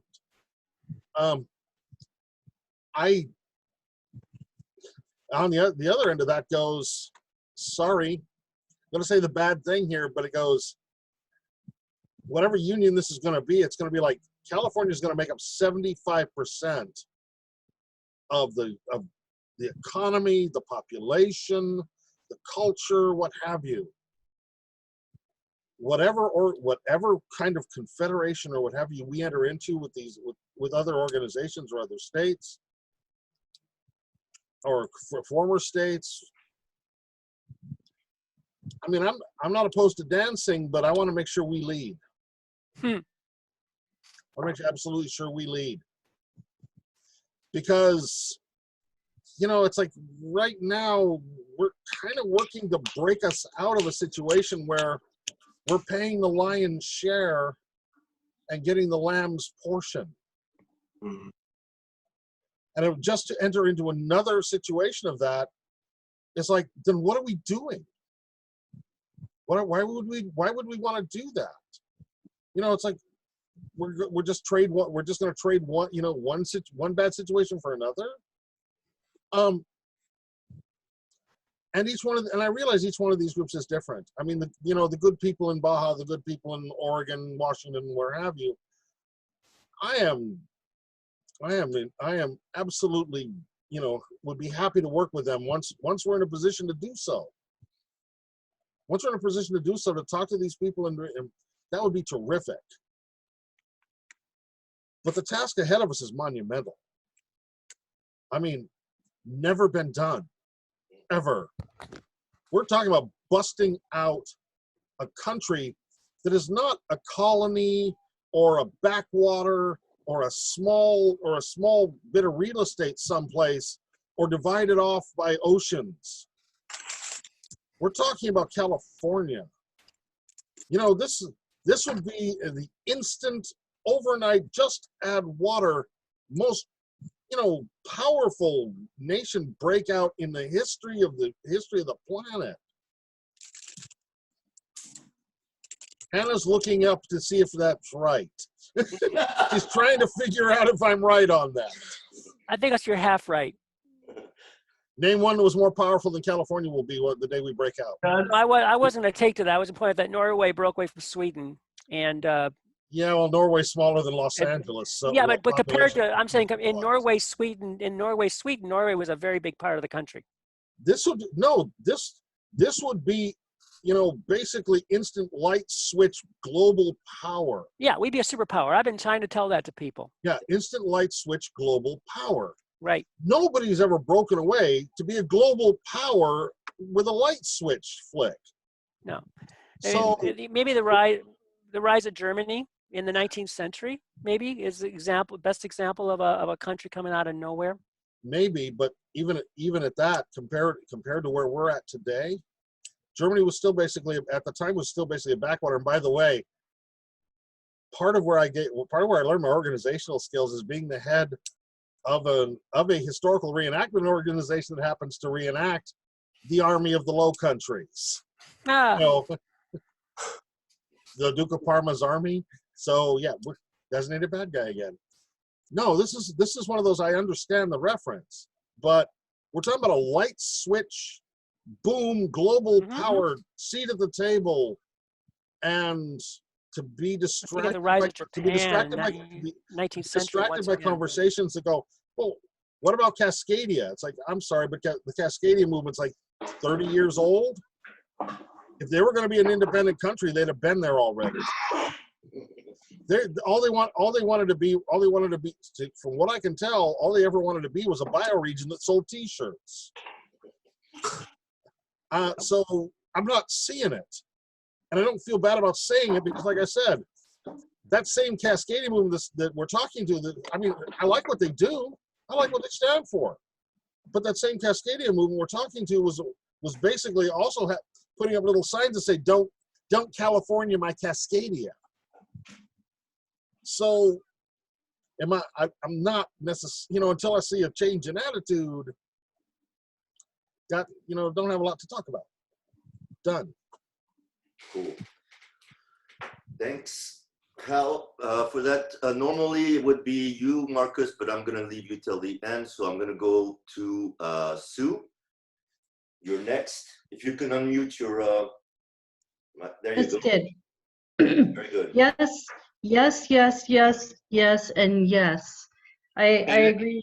I agree with like all of you on your point that we need to stay focused on getting out first, but we also need to keep in the back of our minds and on the back burner the whole time and not lose sight of it, this thing about the pacts, because the truth is that we've actually already made these pacts in a way by proxy through Gavin Newsom, just for the purpose of getting COVID under control. These pacts are already in action. They're active now.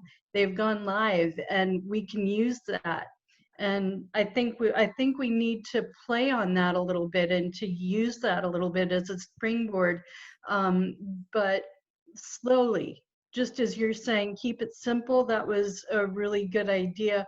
Also, yeah, Hannah was like totally right. I have to read up and remember exactly how she put it. It was, hang on, she said something really well. I'm trying to remember what it was.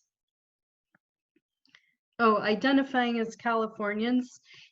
Yes, totally. And we need to somehow splash that all over social media, because that's an awesome idea. We need to get our people identifying as Californians rather than as US citizens. And we need to do it like now and really get going on that. And we need to word it somehow, as great as Hannah did it, and do exactly what she's doing with her shirt right now, and get those shirts out. And Hal, you weren't being the bad guy. You're just telling us what the score is when you were telling us they hate us over there. Yeah, you're right. They hate us over there, which is why we need to get out. We need to show other Californians that, and we need to decide what our 5 talking points are to put on the site somewhere, in order to draw people in and say, yeah, one is they hate us over there. 2 is we overpay and we get too little back. And 3 is this, and 4 is that, and 5 is this other. And you're all right about all that. So that's my 2 cents worth. Thank you, Sue. Thank you. And just to add on Sue's words of and Hannah's independent, that we need Californians to identify as Californians. This has been a talking point with me, Marcus, and Shankar since we got involved in the whole movement. We considered ourselves Californian. And till this day, when somebody asks me, I say I'm Californian. I don't say I'm American at all. And we need people to identify with that because we have all these common values, and be proud to say I'm a Californian. When they go abroad, when they go this, I'm a Californian, just like Canadians do. You say you're American when you go to Europe, they go, You say you're Canadian, which are basically the same, and they're like revered and stuff. So we need to have that. The world wants that already acknowledges California as a different place, but we need Californians themselves to start saying, I'm a Californian. I have the same values. That's what makes me different from Colorado, from this, from whatever other states. So I just wanted to mention that that anytime you talk to somebody, say you're Californian, tell them they should be proud to be Californian, and maybe, you know, the word would start going into media and things like that, just like nation state did, you know. So with that, I'm going to stop and I'm going to hand it to Matt, who is next. Matt, if you can unmute. There we go. Boop. Okay. Let's drop. Okay. Thank you so much for having me once again. For you. Well, I'm hearing a point of view from everybody that I've heard so far that is not expressed. And the reason I'm hearing it is I come at you from some very different points of view. So let me mention some of those, beginning with, well, I come from San Bernardino on Yubiatan land. I asked the Yubiatan about our independence. They flat out rejected it. Why? Because they felt that, well, we have federal treaty rights now. What's going to happen to those? The result of that and of another rejection by American Indian movement was Return California, which is out there doing the work. So they don't think of themselves as Californians. They have their own very ancient specific identity. And if we're going to convince them that our independence is a better deal than the situation they find themselves with the US, we got work to do. Okay, because they're all about recovering their sovereignty, just like we're all about recovering ours. And so we have to convince them that, yes, they're right. We need to recover our sovereignty together. Now, I told you I'm from San Bernardino. And a lot of people there, they are as impatient as I am with this settler colonial mindset that's so widely being expressed. They think of themselves as a conquered people also, along with the indigenous people. The good news, though, is that there are a group of Raza who do think of themselves in California, just across the imposed border. So let me tell you a little bit about what's been going on lately with our Baja branch, MIBC, and what the situation in which they find themselves.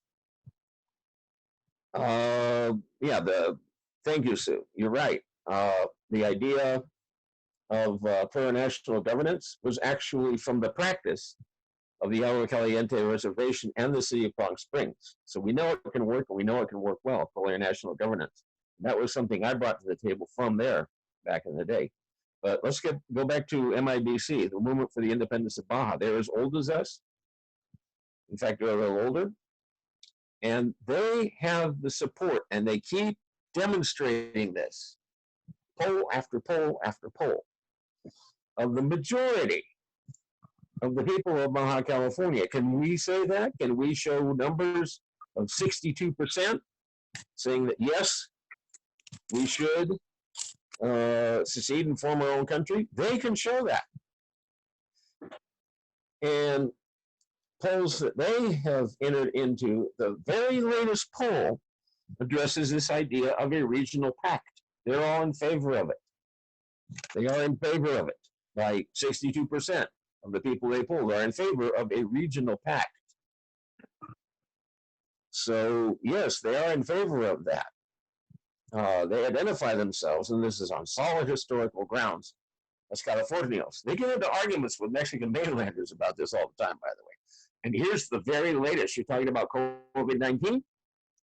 Read an article in Al Jazeera, not to be sneezed at, which was remarking the difference between the Mexican federal approach to COVID-19, which is distressingly similar to the federal US approach, and the various Mexican states, municipalities, cities, etc., And a lot of them have a much more, aggressive approach, like Alta California does now. And they approve very strongly of what's being done here, minus Huntington Beach, of course. But yes, they approve very strongly of what we're doing here in Alta California. And the Al Jazeera, it was just their AMLO, the Mexican president, in which so many placed their hopes. He says, "Here's my protection." He pulls out a wallet with a religious amulet on it. He's not wearing, a mask or nothing. "Here's my protection, wave, wave, wave." Oh no! And we're all going, "Oh no! We got another one, folks." Ah! So yeah, they are all for us working with as many other states, provinces, and everything, particularly along the Pacific Rim, as possible. The whole blue exit thing, that's a U.S. thing, and it may happen. It happened to the Soviet Union. Why can't it happen to the United States? But that's a U.S. thing. They're more interested, again, in our combined independence and reunification, that they put the kinds of hopes that East Germans put in their reunification in 1989, and with some of the same concerns, by the way. Like I say, I come from a different basis from most of the people here today. And I can tell you that as far as indigenous Californians go, that's an uphill fight. And I'm very proud of the people who are out there fighting that fight. As far as half of the population of Alta California and winning them over, our strongest ally is just south of the imposed border. Okay, just south of there. They're ready. They're on it. We're on it. Okay, I'm working very closely with them now.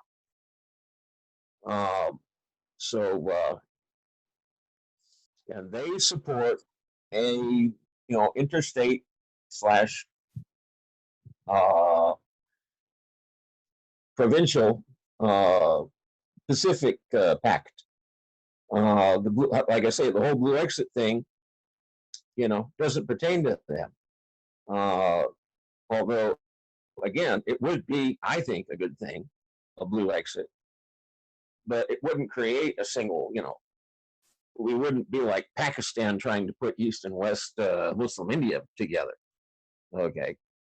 And even putting us together as a single nation with anything north of California is difficult given their separate history, given their common history. They do have one. The so-called Cascadia, that's based in the old Oregon country. And the Canadians and Americans settled that border the same year that the U.S. attacked Mexico, for the reason that the U.S. didn't want to get caught between a Canadian-Mexican alliance, resisting that. So they settled that. So they have a separate and common history. We have a separate and common history. Okay. And so, like I say, I'm representing to you some points of view very different from the ones that I've heard expressed so far. So Matt, if we can work together from those different points of view, then we stand a chance of success. So Matt, just to clarify, because you said a few things. So what you're saying you're for, in contrast to us, is you are for a blue pact. You are for joining Baja California, and you are for doing that now, starting the relationships to do that. Is that correct? Is that what your opinion is? Well, okay. I'm working with a part of this independence movement, which is also parts, I should say, not just one part, parts.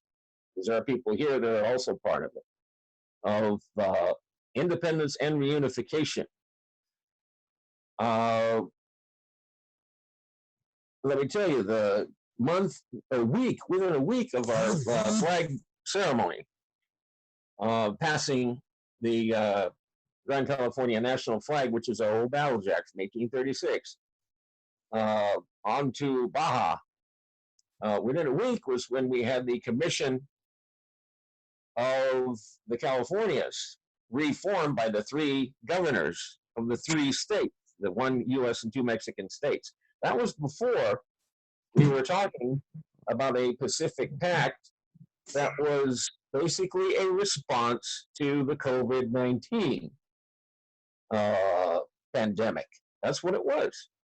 A response to the COVID-19 and the way that the U.S. federal government isn't handling it, okay, is trying to put profit before people, the opposite of what we do. And so here comes the folks from MIBC, and they says, guess what? We got the same problem with our federal government.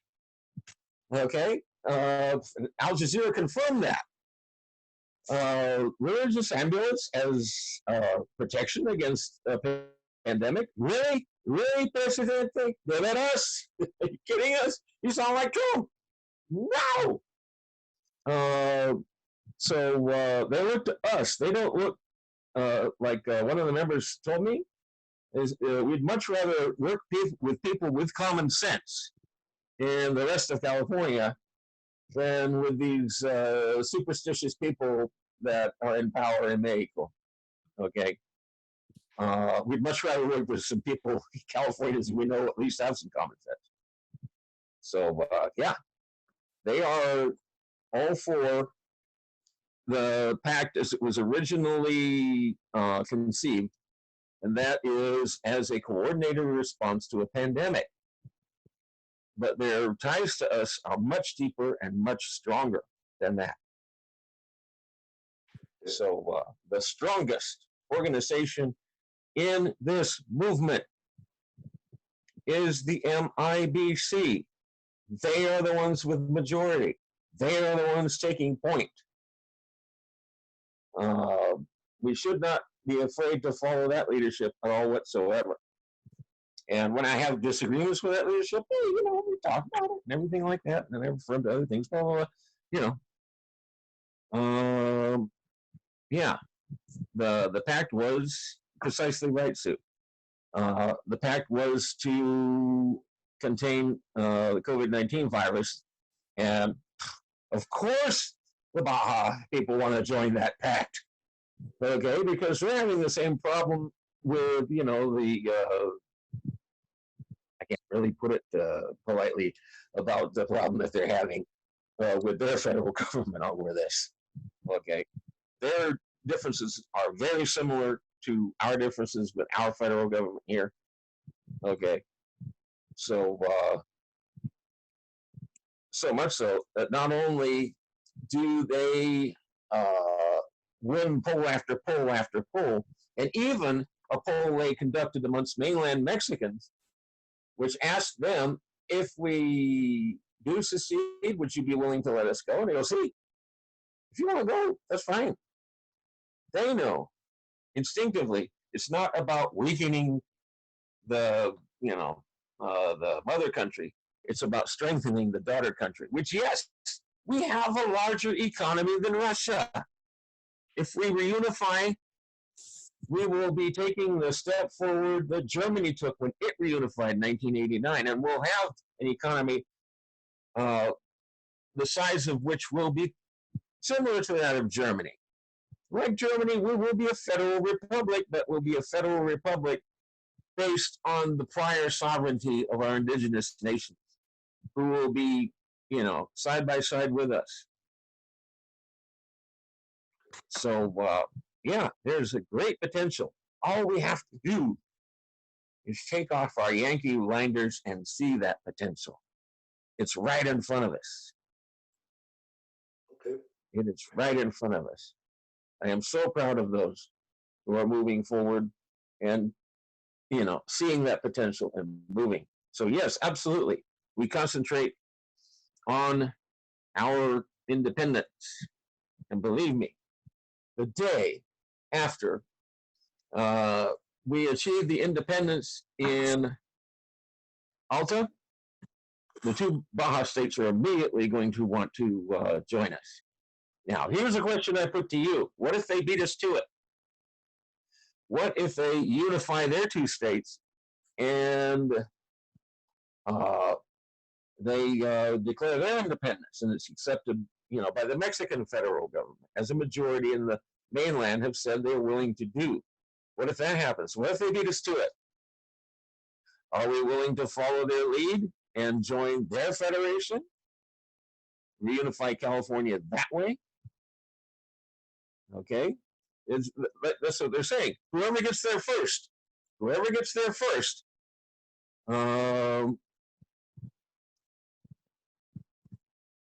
other is going to want to join, hopefully. Again, it's like East and West Germany in so many aspects. And,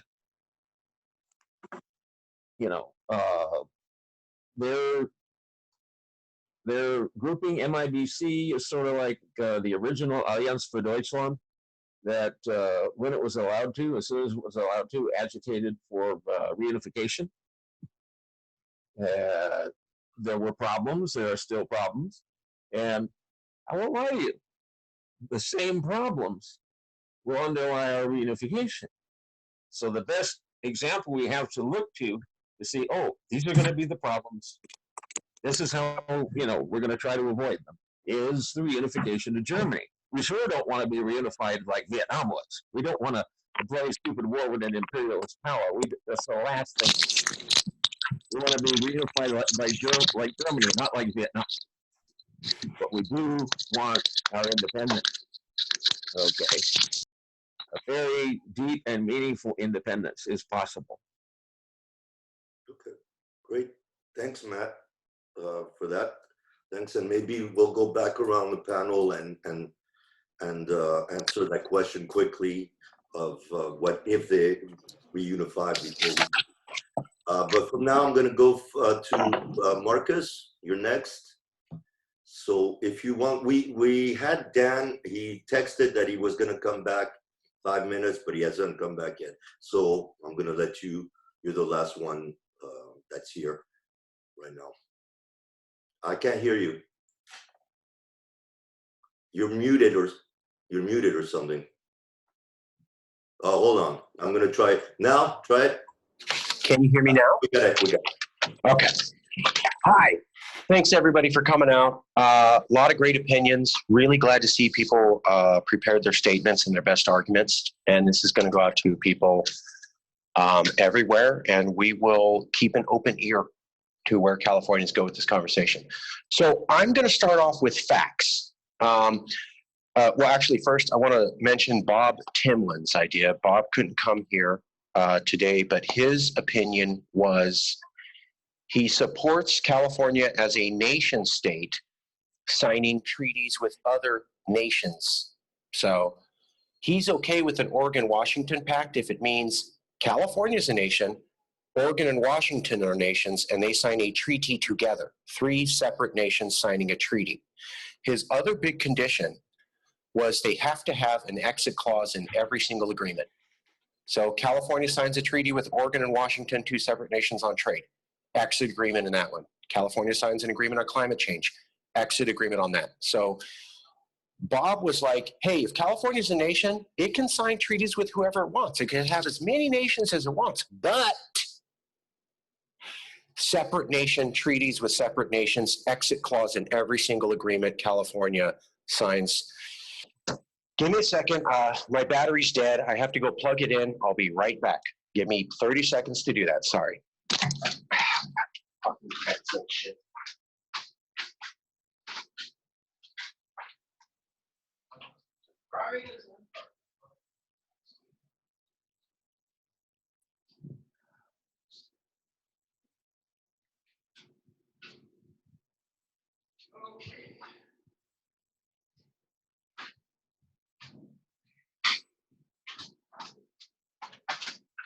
Sorry, give me 1 second. Of course, a minute before I'm about to speak, that's when the battery goes dead.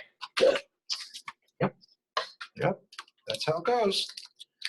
1 second, sorry about the inconvenience.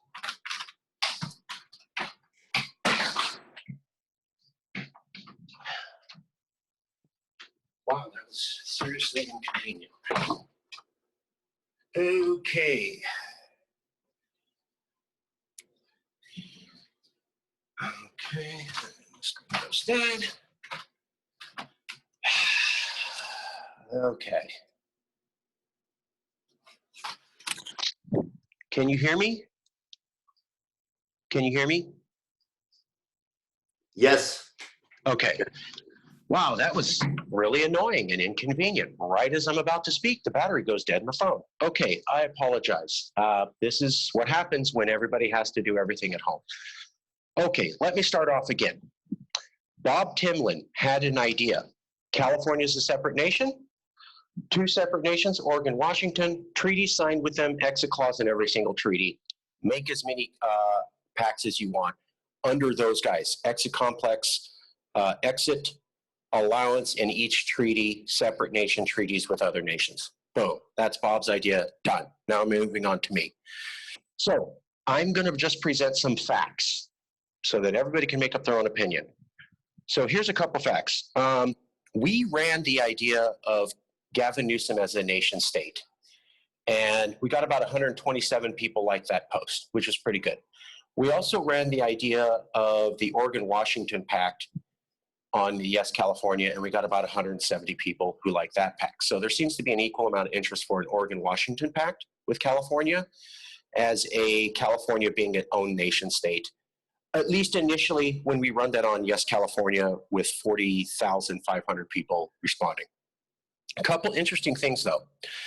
When we said cut off the federal government from paying taxes and keep all your money in California, that post was more popular than anything we ever said. So here's Newsom saying nation state. Here's an Oregon Washington Pact, okay, roughly.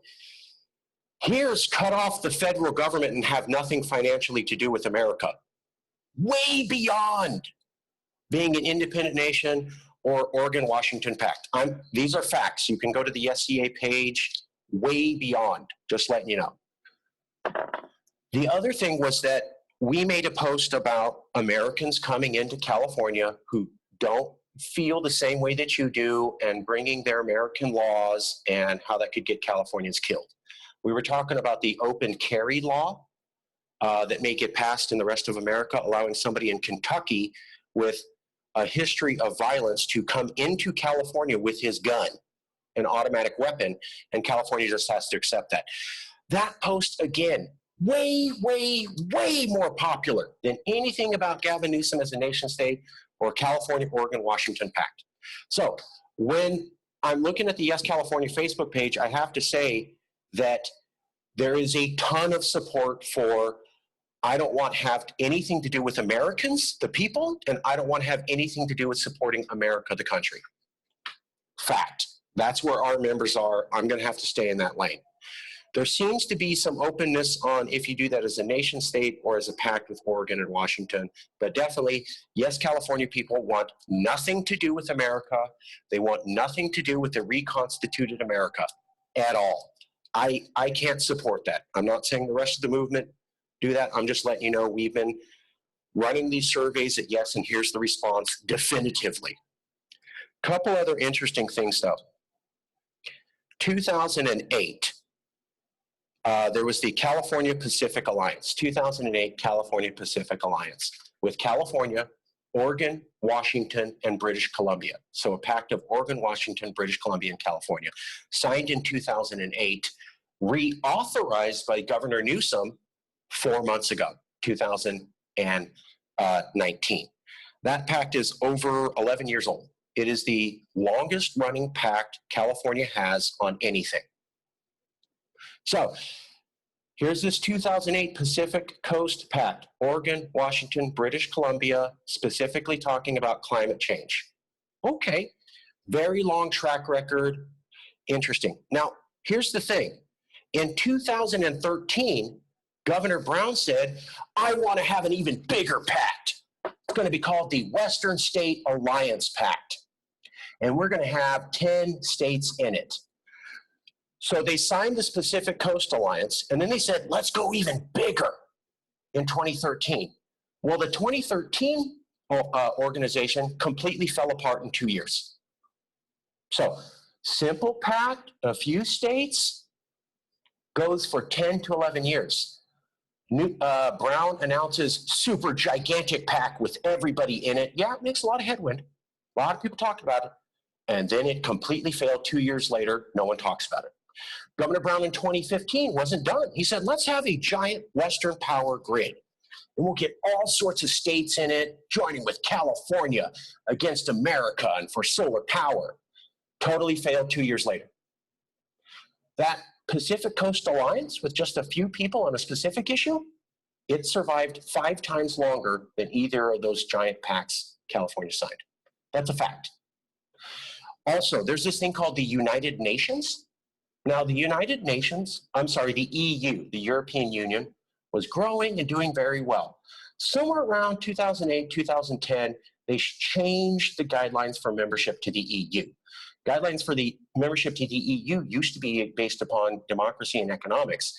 Then somewhere around 28, they said, let's just bring everybody in Eastern Europe in. Who cares? Let them all come in. Well, then you started seeing Hungary say, I'm going to put up borders. And then you started seeing Germany saying, I'm not sure multiculturalism is working. And then a place called England talked about Brexit. And then there was the financial collapse in 2010, 2012, where they were talking about the EU falling apart. And then here we are in 2019, 2020, when they're talking about the EU completely falling apart. Maybe they brought in too many European states who didn't share their values and kind of had a sympathy to Soviet architecture. Whoops, total failure. Now, here's the key thing. Germany was seen as an awesome country when the EU got started. Super mega great, super leaders. Boy, did they start looking a little bit dumb after they couldn't keep Europe together through the global collapse. Then we fast forward to 2020, there are states talking about pulling out. They couldn't keep England in. I got to tell you, Germany being the champion of the EU and the EU falling apart twice permanently hurt Angela Merkel's reputation and Germany's. Germany tried to attach themselves to a big thing, starts falling apart. Everybody goes, hey, Germany, I thought you were awesome. You back this thing and it's failing, and then it's failing. Maybe you're not as awesome as I think you are, Germany. Don't take my word for it. That's foreign policy magazines. So there is some evidence of you go too big, it falls apart and you obliterate your reputation. But on the other side, Hannah's absolutely right. We ran the numbers. When California signed that pact with Oregon and Washington, that was around the world. Everyone on earth was talking about California may secede because Newsom signed a pact with Oregon and Washington. So you saw those 3 states, the whole planet was like, oh my God, California might secede. So there is something about aligning to get more attention. If we're going that route, I would point out that a Mexican state saying they'd rather join with Newsom because they think he's such a great person rather than any other state in Mexico would also get global attention. Just saying. So if you want global attention, there's something to be about a West Coast alliance. You go too big, it falls apart, you may ruin your reputation. And this gets to what Hal talked about. In 2017 and 2018, Oregon, Washington, Nevada, and Colorado, Texas all had don't California me, get the hell out, spray painting on people's property, damaging property. That was when times were good. So we formed this pact with them, and we don't make sure there's an exit clause, and we don't make sure we're separate nations. And then this pact starts to have real stress like the European Union in 2010 and 2019. And the old ugliness starts to come back out again. And whoops, we've now attached ourselves to these people, and we don't have a way out. Uh-oh. So the way Yes California is going to is definitely we don't want to be part of some reemerged America there, but we love publicity. Hannah's absolutely right. Signing on with a few other states does seem to get global publicity. But I have to caution you, looking at the EU and 2 other pacts California signed, you go too big. You start bringing in conservative states, total failure. And we are looking at modifying our initiative at Yes California to maybe change the question from California secede to California as a nation secedes, along with independent nations of Oregon and Washington. Not there yet. We're debating. These are the key facts. And I'll leave it there. Thank you. So does anyone want to add anything from what you've heard, or just remarks in general? If you do, unmute yourself because you're muted right now. Yeah, well, speaking in support of what Marcus was saying, I know that there's a very, very simple initiative that's, been submitted to just delete the references to the U.S. in the California Constitution, and that's it. It's as simple as it can be, and it's already, the Secretary of State has already said we can do that. So, yeah, absolutely. It's the simplest declaration of independence extant is to simply delete the references, and there's about 3 to the U.S. The supremacy of the federal Constitution, the Oath of Allegiance clause, and one other in there. And you just delete those 3, and basically you've opened the door to independence. You haven't actually positively declared it, yet the intent is clear. So, yeah, absolutely. I would support, relaunching that initiative, and we're in a different time now than it was when it was first launched. Okay, we're in a very different time. A few years have passed, and oh my, what has happened? So many things. Yeah, well, for one thing, we've had this administration, and all the drama that went with it, and still goes with it, and it accumulates daily. The other side, our movement has always been fueled and fed and nurtured and nourished by the other side, becoming more and more and more like itself, more hideous, more caricaturish, more like a Pravda cartoon of the U.S. It's like, oh, yeah, we'll put this on, we'll put the missiles on our fingers, and, the fangs and everything else that, the folks would probably like to draw on us back in the day. So, yeah, we'll actually act that way. We'll act more that way. We'll act that way towards our own citizens. The wisdom of, keeping our hideous side abroad. Oh, we'll do that to our own citizens too, also, and to everybody else in the U.S. So, from day one, they have fed us. Their hate has fed us, has nurtured us to express the exact opposite. When the U.S. moves right, California moves left. We always have, we always will. And again, I can't emphasize enough that the exact same thing is true of Baja. Let me tell you a little something that one of the 2 governors said. Baja Sur Governor Carlos Mendoza Davis, he wants to change the name from, Baja California Sur. He wants to take off both Baja and Sur and just call it California. I'm not making this up. He identifies extremely strongly. He just wants to change the name of the southernmost Mexican state of the 2 states on the peninsula. He just wants to change the name to California and be done with it. And that's the more socially conservative of the 2 governors. Okay, so here's, the other governor in between Newsom and the 2 Californians is like, well, yeah, okay. So, yeah, they identify very strongly, extremely strongly as Californians. Like I say, their attitude towards this new flap with the COVID-19 virus is that, well, are we going to listen to the folks, our compatriots on the other side of the imposed border and would have some common sense? Or are we going to wave amulets and crucifixes like they do in the mainland? Really? Oh my God, I read that in Al Jazeera, and I'm like, really? You're waving an amulet and this is your protection? Oh no, it's like one of the preachers that, if we get a giggle from COVID-19. Yes.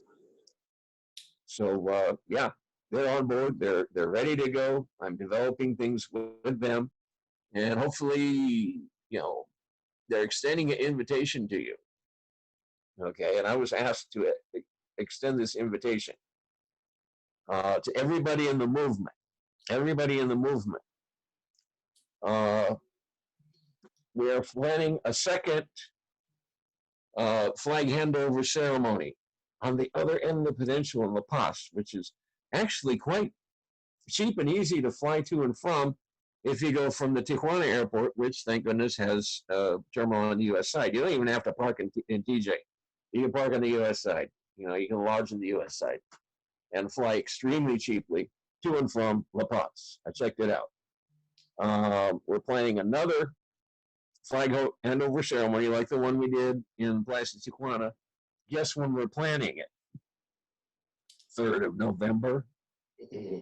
California independent, it's authentic Independence Day. And I believe there's going to be an announcement made the next day on our reaction to whatever happens and the most likely hideous, horrible scenario. Let's get back to the topic. On 4th of November. Yeah. So yeah, we're sending an invitation to everybody here to come on down to La Paz. And yes, I'll take you with you, Sue. Absolutely. Thanks, Matt. I have Marcus, I have a question for you on and this could be a topic itself. I don't want to get deep into it, but the initiative of you saying maybe to add Oregon, Washington, I don't know how you phrased it exactly as independent, but wouldn't that entail that they would want to become independent before we can even state that? Yes, and I don't have it fully baked. To be blunt, I'm not sure where to stand on this issue. So I have some opinions. That's why I mostly just provided you all with facts. It appears as though people are open to maybe modifying the initiative to include Oregon, Washington, not finding much love to bring anybody else in. Don't have an idea on how we're going to phrase it. Just to let people know there is an active debate on how to think about this. If I could I throw out 3 more facts real quick? Yeah. Okay, so the Santa Clara magazine came out with an article today. I'll send it out to everybody. So Santa Clara magazine came out with an article today from a medical doctor. And this is key for everybody in the movement. This medical doctor was talking about COVID-19, but she was also talking about the psychological reactions to having an emergency situation. And what she said was there's 3 stages. There's the, hey, we have a problem. Let's come together and help each other out. Then there's the, oh, I'm not scared. Oh, I'm going to die. Who did that to me? I need to find out who put me in this situation. And then finally, the 3rd stage is, now I know who did this, and it's payback time. And she said, this is how humans react. Every society, basic human psychology. So what I want everybody to know is that we're talking about leaving America now. And people are talking about the failure of Trump and the feds. And what this medical doctor said was human psychology saying Californians are going to get even more upset in the near future. They're toning it down now because they're scared for their lives. So they're going to do a lot of, let's work together and we should all come together. The moment that fear of death is gone, it will be blame time. Who do you think Californians are going to blame when it comes to this? Who do you think? So however upset Californians are now, I'll send this article, they're going to get 5 billion times more upset. And they're going to need someone to blame. And I think we all know who that's going to be. So there's going to be an even bigger push to break off from America the moment the COVID-19 emergency starts getting reduced in intensity. That is basic human psychology. Get ready, folks, because however pissed off you think people in California are now at the feds, it's going to get even more. So this is a great conversation to have because it's going to get worse. One more fact, Dan Walters, Tom Elias, Steve Lopez. Steve Lopez, Tom Elias, Dan Walters, famous columnists. All of them said, be thinking about secession in the last month. They've never said that before. All of them, 3 famous California columnists, been there for years, everyone knows them, all coming out last couple weeks saying, maybe we should secede. Now, the interesting thing is, none of them brought up the pact with Oregon and Washington. They just said nation state. Pact with Oregon and Washington was already mentioned. So when I see 3 top reporters completely ignore that and just go back to Newsom as saying nation state, it says something.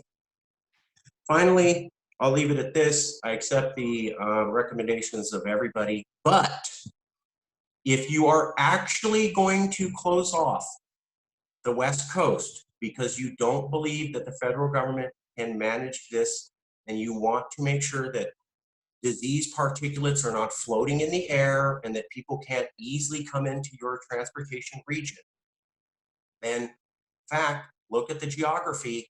There's something called a unified transportation / air corridor, and it goes from Vancouver, British Columbia, through Seattle, through Portland, through California, Bay Area, LA, down to Tijuana and Ensenada.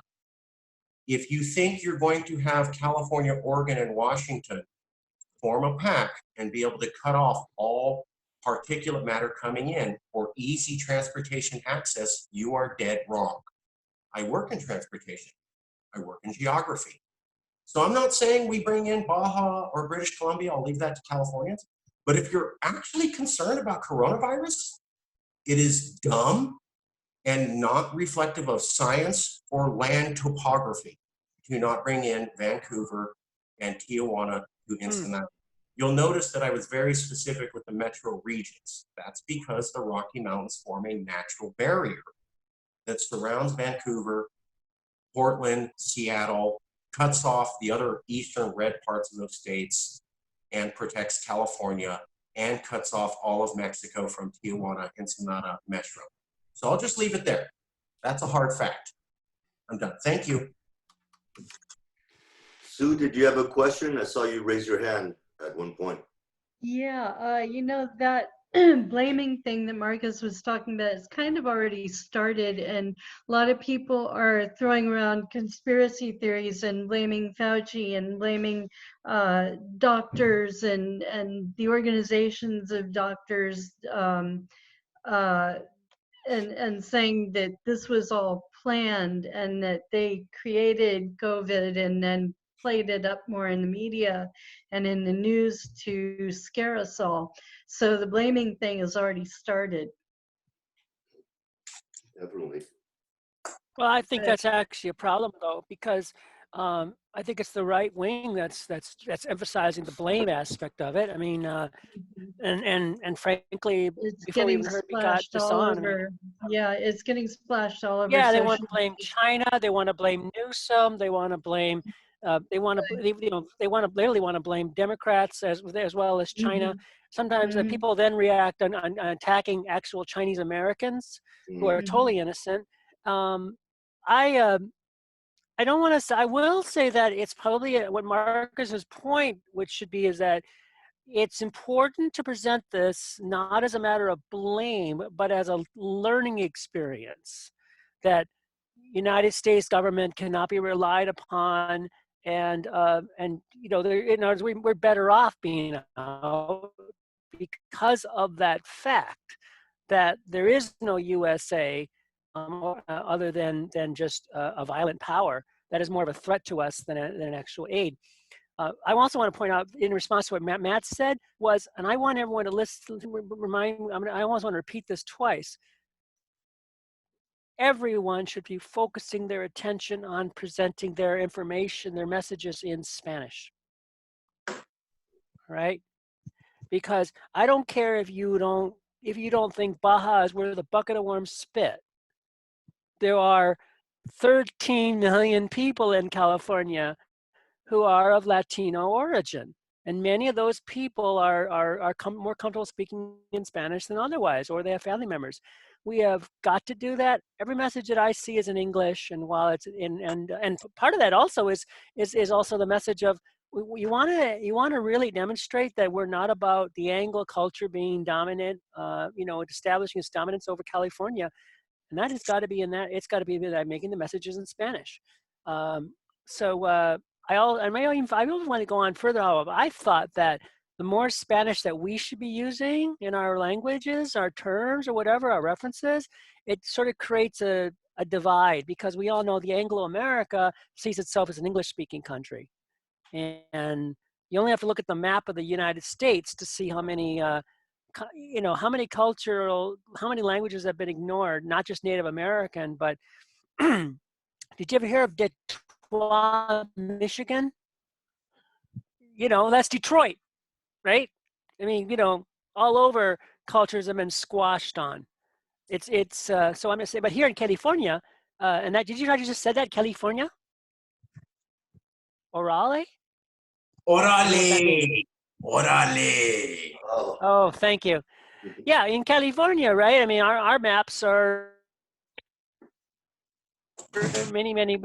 there's vastly more locations with the Spanish name. So just want to point that out. We don't put enough emphasis on that. I don't care who you're speaking to or what your goals are regarding Baja or Mexico or plural nationalism or whatever. You want to talk to Californians, talk to them that way. And in the process, you're going to also be talking to Mexico that way. And not to mention even all of Latin America, right? Argentina and Colombia and Venezuela, and Costa Rica and Nicaragua, countries that are also in the game and also have something to say. So we should be. I'm not doing enough of that, but everything we should try to translate everything into Spanish, even if it's crummy. Eventually, we'll be getting people in who are native speakers in Spanish. They can help us better. That's exactly what we need to do, and get more people to join us that speak, that are bilingual.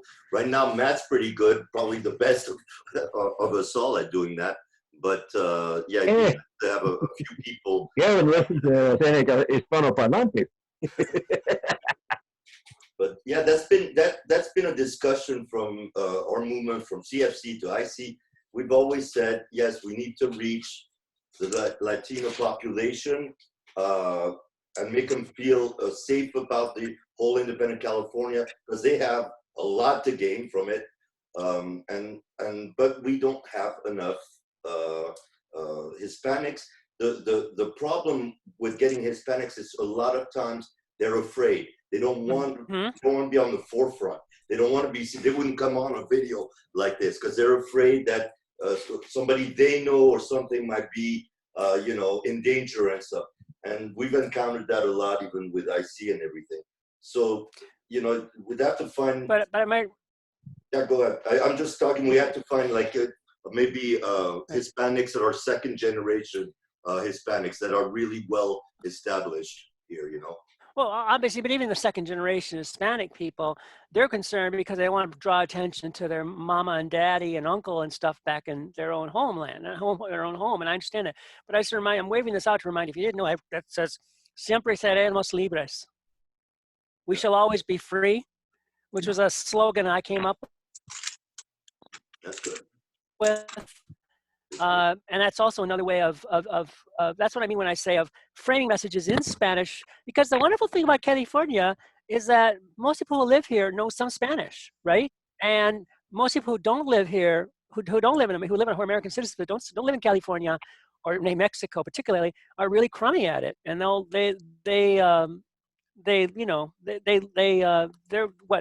salsa, taco, that's about it. They really wouldn't know any other.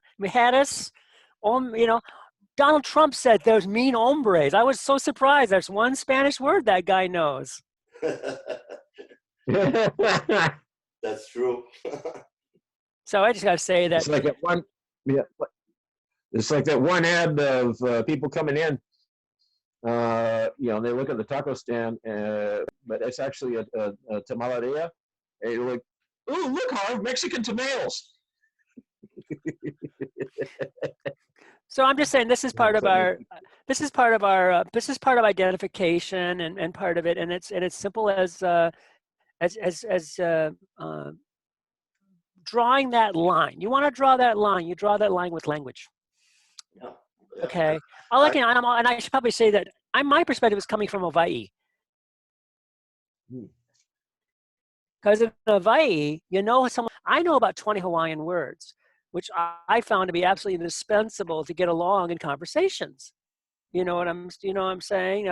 And so, you want a chow chow, you want a cow cow, you want likey? There's pigeon as well. But there's Hawaiian in there in the Hawaiian slang, and if you don't know it, you're going to be in trouble.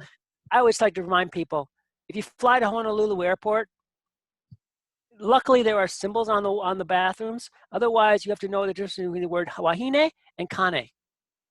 Okay, because literally you get off the plane and you're surrounded by Hawaiian language, and that's and of course, so that's what I mean when I say that. We should be a goal. It should be a political tool to use language as an identity marker. Yeah. Californian, because you know you're Spanish. I would add to that the Asian community. The Asian community is huge, and they're really pissed off now because they're looked at, because of this virus, like they're responsible for bringing it and stuff, and they're actually demonstrating. You're actually getting together. Asians never do that. Asians don't get together to protest. So. Oh yeah, and I'm a member of. I'm on the JCL, Japanese American Citizens League list, by the way. But I will tell you that I just watched on Japanese national television, which is broadcast by satellite in our house, and they brought a Japanese guy who doesn't speak English to San Diego. And the whole point of the show, when it went an hour long, was basically to show us that, well, they were trying to show us something else. So what I came from it was saying, nobody in California can speak an Asian language. In Hawaii, if you start chattering away in Japanese, you are probably going to quickly have somebody who can help you. But that's okay. It doesn't mean, doesn't matter. Chinese is only the number 3 language in California, if you didn't know. And it's about 1 million people compared to 13. Well, I think that's right. But it's number 3 language, and it's a long ways below Spanish. So English and Spanish is it. But I'm just talking about in terms of identifying people that even though we're Native American English speakers, you know what I say when I said comfort in Spanish? I mean that when you hear Spanish, you and I do not think we're about to get knifed or something, right? We don't fear. That is what I mean. That's why racism has always been or anti-racism has always been another little piece in our puzzle, right? Because we all know. Okay, I have to go. We should all cut this off. But we all know. I mean, you hear it in New York City, and people are saying, "Oh, I can't believe they come over to our country. They don't speak English," right? And you've heard this, and that's what I mean when I say there's a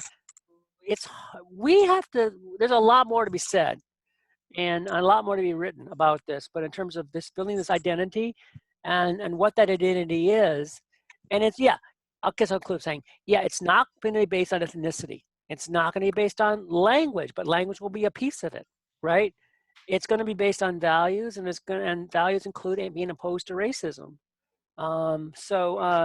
Those are, otherwise there is no California, and you're just talking about something like Texas is a good example. I always say, you want to see a country that's anything really behind it? It'll be Texas, right? Where they always say that we Marcus have talked about this, how, boy, you won't find more people there who are so proud of their state. But, and they're only, right, and they're 20 million people over there. It's not fair. They 30 million.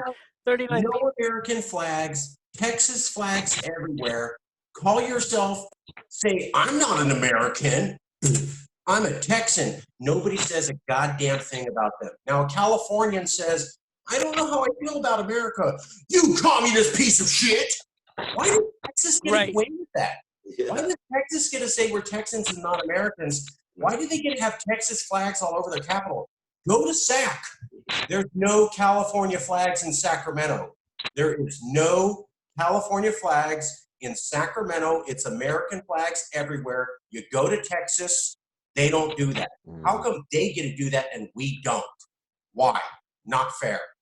Yeah, but I want to point out, though, that Texas identity ignores so many things that are bad about Texas, starting with their history of racism against Mexicans as well as African Americans. All the people have been lynched over there over the years.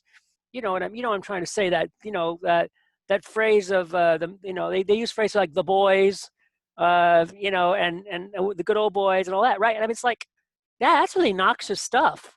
And somehow that's all ignored. Marcus and I pointed out, we were having a conversation about how many black people you'll see in Texas who wear Texas clothes, or walk around with cowboy hats. It's a real big part of their identification, apparently, but they're forgetting that Texas was a slave state. And not only that, it was the last state of the Union to surrender.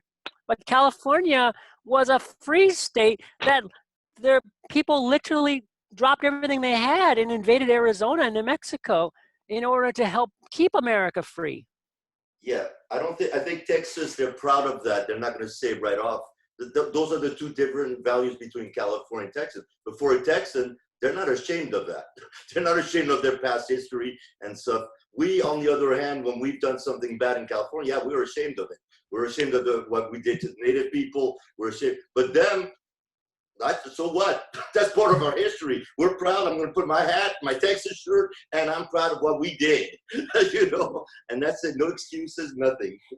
Right? Marcus, you got Texas.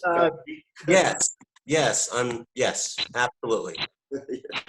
I remind you, the only the last word to Hal, because Manzo, can I just point out that? Sorry. Yeah, Hal hasn't spoken. Everybody's spoken. Hal, do you want to say any last words? Unmute yourself. Well, to finish off my Saturday CALEXIT CON 10 doom and gloom, I'm going to mention this, and it goes, a lot of the discussion, and it's something that we may not be able to ignore by CALEXIT CON 11, goes, this COVID thing is not a standalone. What it's done to America, what it's done to California is not a standalone. It's the first salvo in a summer that's going to basically be kind of a make or break for the movement. First off,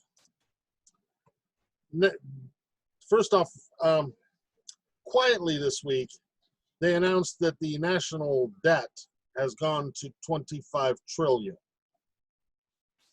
They've also announced that they're going to borrow another 3 trillion. So Washington's going to borrow another 3 trillion. That's 28 trillion in debt. And the only thing that makes that remarkable is that no other than Mitch McConnell himself said that when talking about bailing out the states, that America can no longer afford to continue borrowing money to bail things out. Oh. Basically, the United States is reaching the end of its economic tether. So, what is going to follow close on the heels of COVID, you might want to go look at it. He says that there's no money to bail out these states. Following closely on this is going to be economic collapse. Mm-hmm. Also, as we enter the summer months, get ready. They're predicting it'll be the hottest on record again. So we're going to have a season of COVID-19 shut-ins, economic collapse, and climate catastrophes. Prepare yourselves. A pack of the Western states. If America follows the path that it's on now, the U.S. government is basically going to try to cut off everything it doesn't have to pay for. Ask people in Puerto Rico. What you're likely to see is basically the U.S. government is going to exit itself from everything west of the Continental Divide. We're not going to see, when the fires kick up, don't count on money. And you can hear it in Newsom when he talks about California's debt. Our nation's state at $54 billion. These things are on the horizon. They're going to play. We have to make sure that in every conversation we have, that we remind everybody that California as an independent state didn't do this. We didn't make this season of catastrophes. This is not us. This is basically a U.S. failure. If something, if you're stuck in your house, it's because an orange idiot in the White House for 3 months said that don't worry about it. Mm-hmm. Not because somebody bought a bat in a Chinese market. It's one of those things. It's like, and the economic collapse is because none of the money went into infrastructure to prepare for this. It all went into the pockets of business. But those businesses that supposedly our dear friends on the conservative side of the spectrum said we're going to take care of all this in the free market, pocketed the cash. Mm-hmm. They pocketed the money. It didn't go. It's like there was no ventilators. There were no masks. Why weren't the hospitals prepared? The hospitals weren't prepared because there is no national health policy, etc., etc., etc. That's where you're at. That's where we're at. As an independence movement, basically it's simple. We got the easiest job in the world now. You just have to point to where they dropped the ball. Mm-hmm. And it's going to happen. It's going to happen over the course of this summer. And then they're planning on COVID-19, the sequel, hitting in fall. Mm-hmm. So look at your numbers. Marcus was big on numbers today. Look at the numbers. COVID-19 cases are spiking in these red states that basically denied the stay-at-homes. They're starting to climb already. In fact, actually, I was joking here at home about it, and it goes like this. So let's get this straight on COVID, okay? For just a moment. We're not sure what the nature of this bug really is. It seems to affect people differently. Children are having heart attacks all of a sudden. It affects different people differently. We don't know exactly what it does or how it works. We don't have a viable treatment set up. We don't have a vaccine. So we don't know what it is. We don't know how it works. We don't know how to combat it, and we don't know how to stop it. But we're opening up the economy. Mm-hmm. This is not the California independence movement's fault. This is their fault. This is their fault. This is their this basically is a failure. This is the failure of the U.S. government to protect Californians. Now, our state government has done valiant efforts to do so. Not all successful, not entirely successfully, but we're hamstrung by the fact that we have to go begging to a federal system for every for masks and ventilators. That's your argument. That's where we're at. So what happens in midsummer when these people don't go back to work, or when Disneyland doesn't reopen? What happens when anybody here that Soup Plantation is shuttering their doors now? They have no business model that will allow them to go forward in the next 6 months to a year. And they're just the first. Opening up the small businesses, Don said that. It's like, Don is wrong. Most of these small businesses, restaurants, and what have you, there's no business model that's going to work for them. Is it Chinese that says that the word for disaster and opportunity is the same word or the same character? Yeah. Nixon liked to say that. I'm done. Folks, if I may take just 1 second to take us down into the steerage and the build of the ship that's sinking. The U.S. it's merely its infrastructure. There was an article, recent article, looking at the effects of the Black Death that killed like 1 out of 3 Europeans on feudalism. Basically, it made feudalism impossible. And the transition out of feudalism began after the Black Death had done its work and depopulated Europe. And you have the Ice Age because fields are going fallow, blah, blah, blah, that were compounding. And you had crises before the Black Death hit. So what this person was looking at was saying, is this the Black Death of capitalism? Is this something that's going to have an effect on that, similar to the effect that the Black Death had on feudalism? So, you know, that's, like I said, that's looking beneath the superstructure that is already, you know, past the gunnels and is in the process of becoming a submarine, the U.S. Looking at it not as the whole ship, but as the superstructure of a much larger ship. And the bilge, the steerage, the engine room are already a submarine.